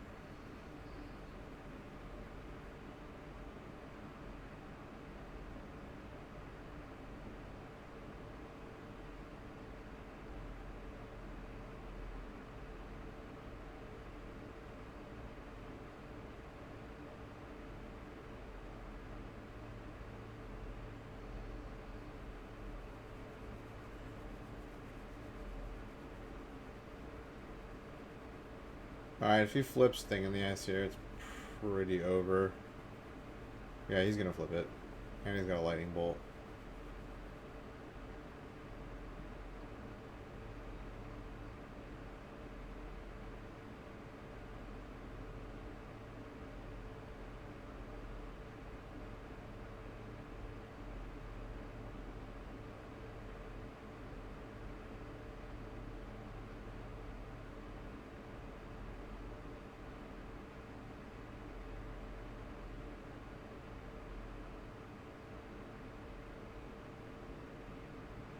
And just hard cast the Phoenix, swing. GG. Game 3 for all the money, all the fame, all the adoration, all the prestige. Here we go. Actually, Saheeli might be good in this matchup. Putting out a bunch of servos. It might be good. I wonder if he brought... Okay, here we go. Faithless Looting. He gets rid of Blood Gas, Life from the Loam, into Serum Vision. Here we go. Game 3. Day 2. Finals. Modern. Open. Louisville. Star City Games.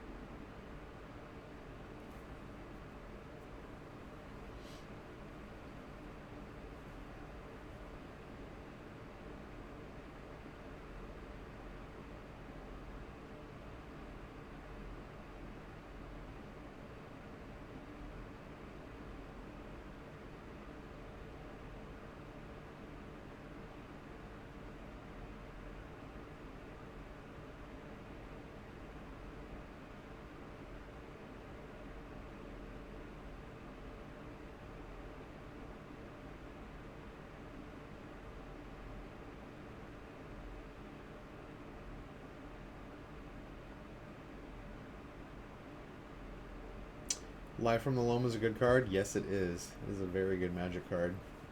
It is played in Legacy quite extensively. Should tell you the power level of that card.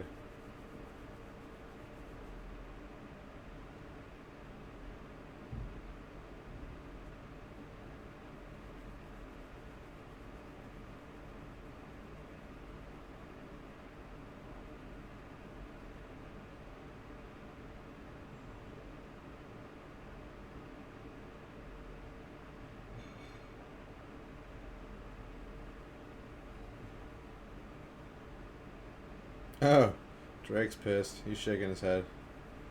It's like, wait, trip Bloodghast on turn 2? What's going on here? The trip Bloodghast. Oh, draws the thing in the eyes off the top. Let's go. Oh, but the lightning axe. Get out, he says. Holy shit. And then he gets freaking Narcomoeba and Stinkweed in his graveyard. He needs a surgical right now. Actually, he needs a miracle. He needs a miracle. He needs something. I don't know what's gonna... I mean, he's got some serious pressure on him. Oh, okay, he's got surgical. Okay, that's good. That's a start. That's a start.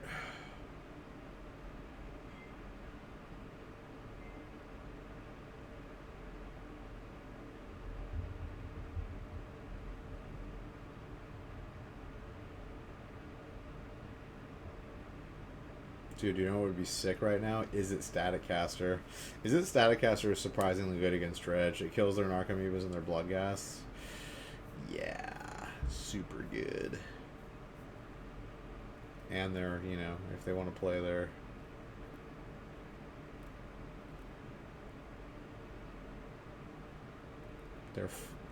Dredge 4 dude. He's a 1/1.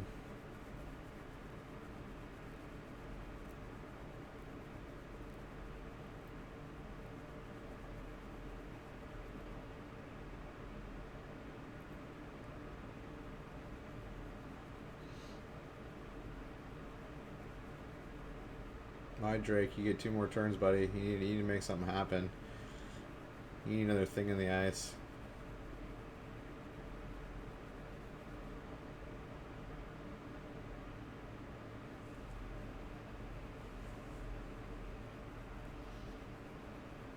Sleight of hand.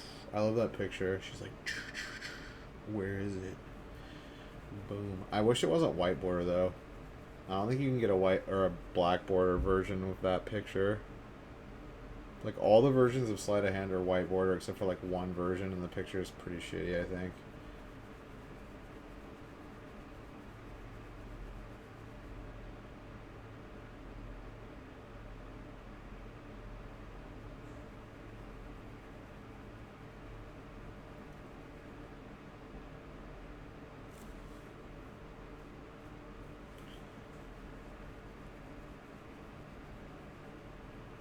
Alright, Sasser.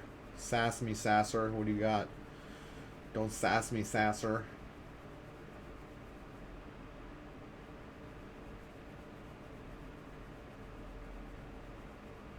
Oh, thing in the ice? Boom. There he is. There he is. Paging Mr. Thing on the Ice. He can't play him this turn though, right? Yeah.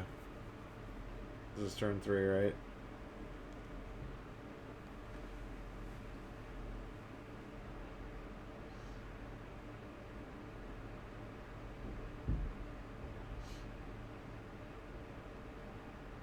I mean, he can't even flip it next turn, right? He has to get a Manamorphose. Like, he has to get a draw a mana. Actually, he's gonna... Okay, wait. Oh, yeah, that's a Serum Vision. That's a Serum Vision. So he has to wait the next turn to draw the thing in the ice. Play it for 2. Then he only has 2 mana. He has no Manamorphose in his hand and no Gitaxian spells. No Phyrexian mana. Gitaxian. No Phyrexian mana cards, so he's not going to be able to flip it next turn.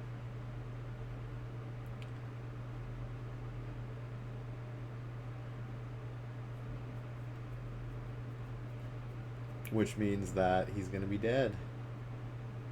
I don't think he has a way out of this, dude. 3 Bloodghasts on turn 2 is pretty powerful.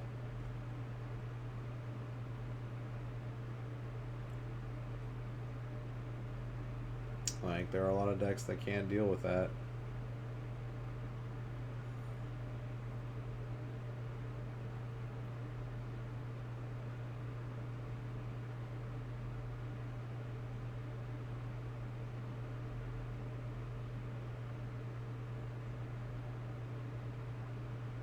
Oh, he's got a Faithless Looting here. Yeah. He realizes, okay, so he needs to get really lucky here. He needs to get like a Manamorphose and as the second card. Or draw a Manamorphose next turn.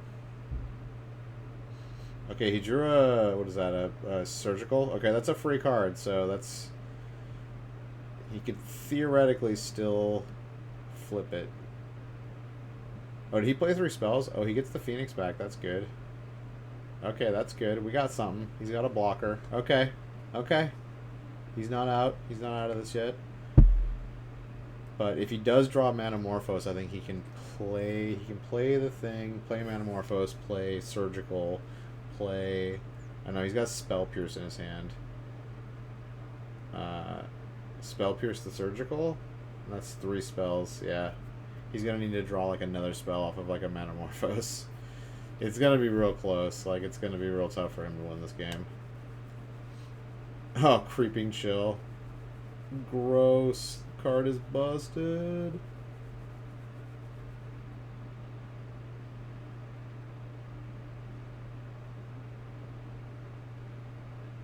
Yeah, his chances of winning just went down. I mean, they were already pretty low, like 5% or less, but now it's like...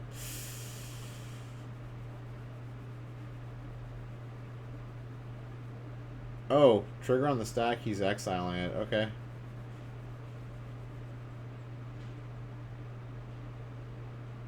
But, I mean, like, is that really going to do anything? Yeah, I guess it prevents 1 damage, and, but he's got a Conflagrate in the yard. He just wins here, doesn't he? Yeah, he just wins here. He blocks 1. He takes 5, and then he Conflagrates him for the last 2. Yeah, his is over. And he didn't even get another turn.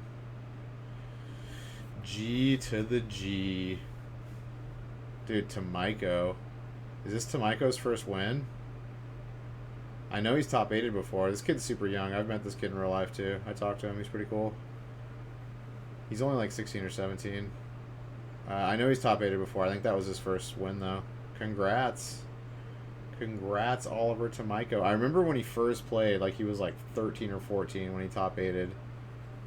It was pretty good. Pretty strong. I think he's the youngest person ever to top 8 a Star City Open. Dude, Tamaiko. Boom. Congrats, buddy. The gold trophy is yours. Valgor2, thank you for the follow, buddy. I appreciate you. Welcome to Lock Daddy's crib.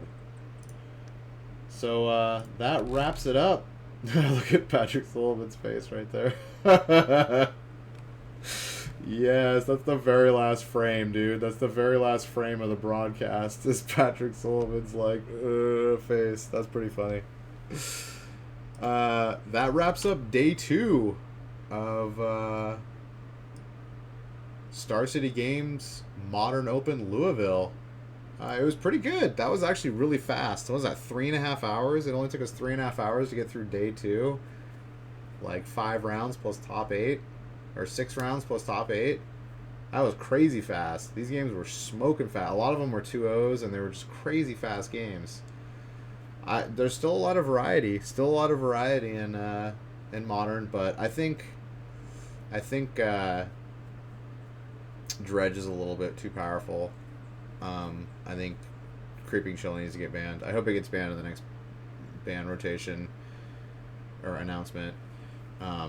And I would love to see Manamorphose go. I would love to see just Manamorphose go. I would love to just see those 2 decks checked a little bit. Because, I mean, like, come on. Those 2 decks are above all the other decks, I think, considerably. Not considerably, but they're kind of on, you know, a step above, a little small step above every other deck in the format. But yeah, this video is going to go up on my YouTube channel, which is Lock_Daddy. You can watch it there in HD. It's going to be on my Twitch channel, which is twitch.tv/Lock_Daddy. Follow me on Twitter, which is @Lock_Daddy1 for stream updates and what's going on in my life. And yeah, until next time, have a good one.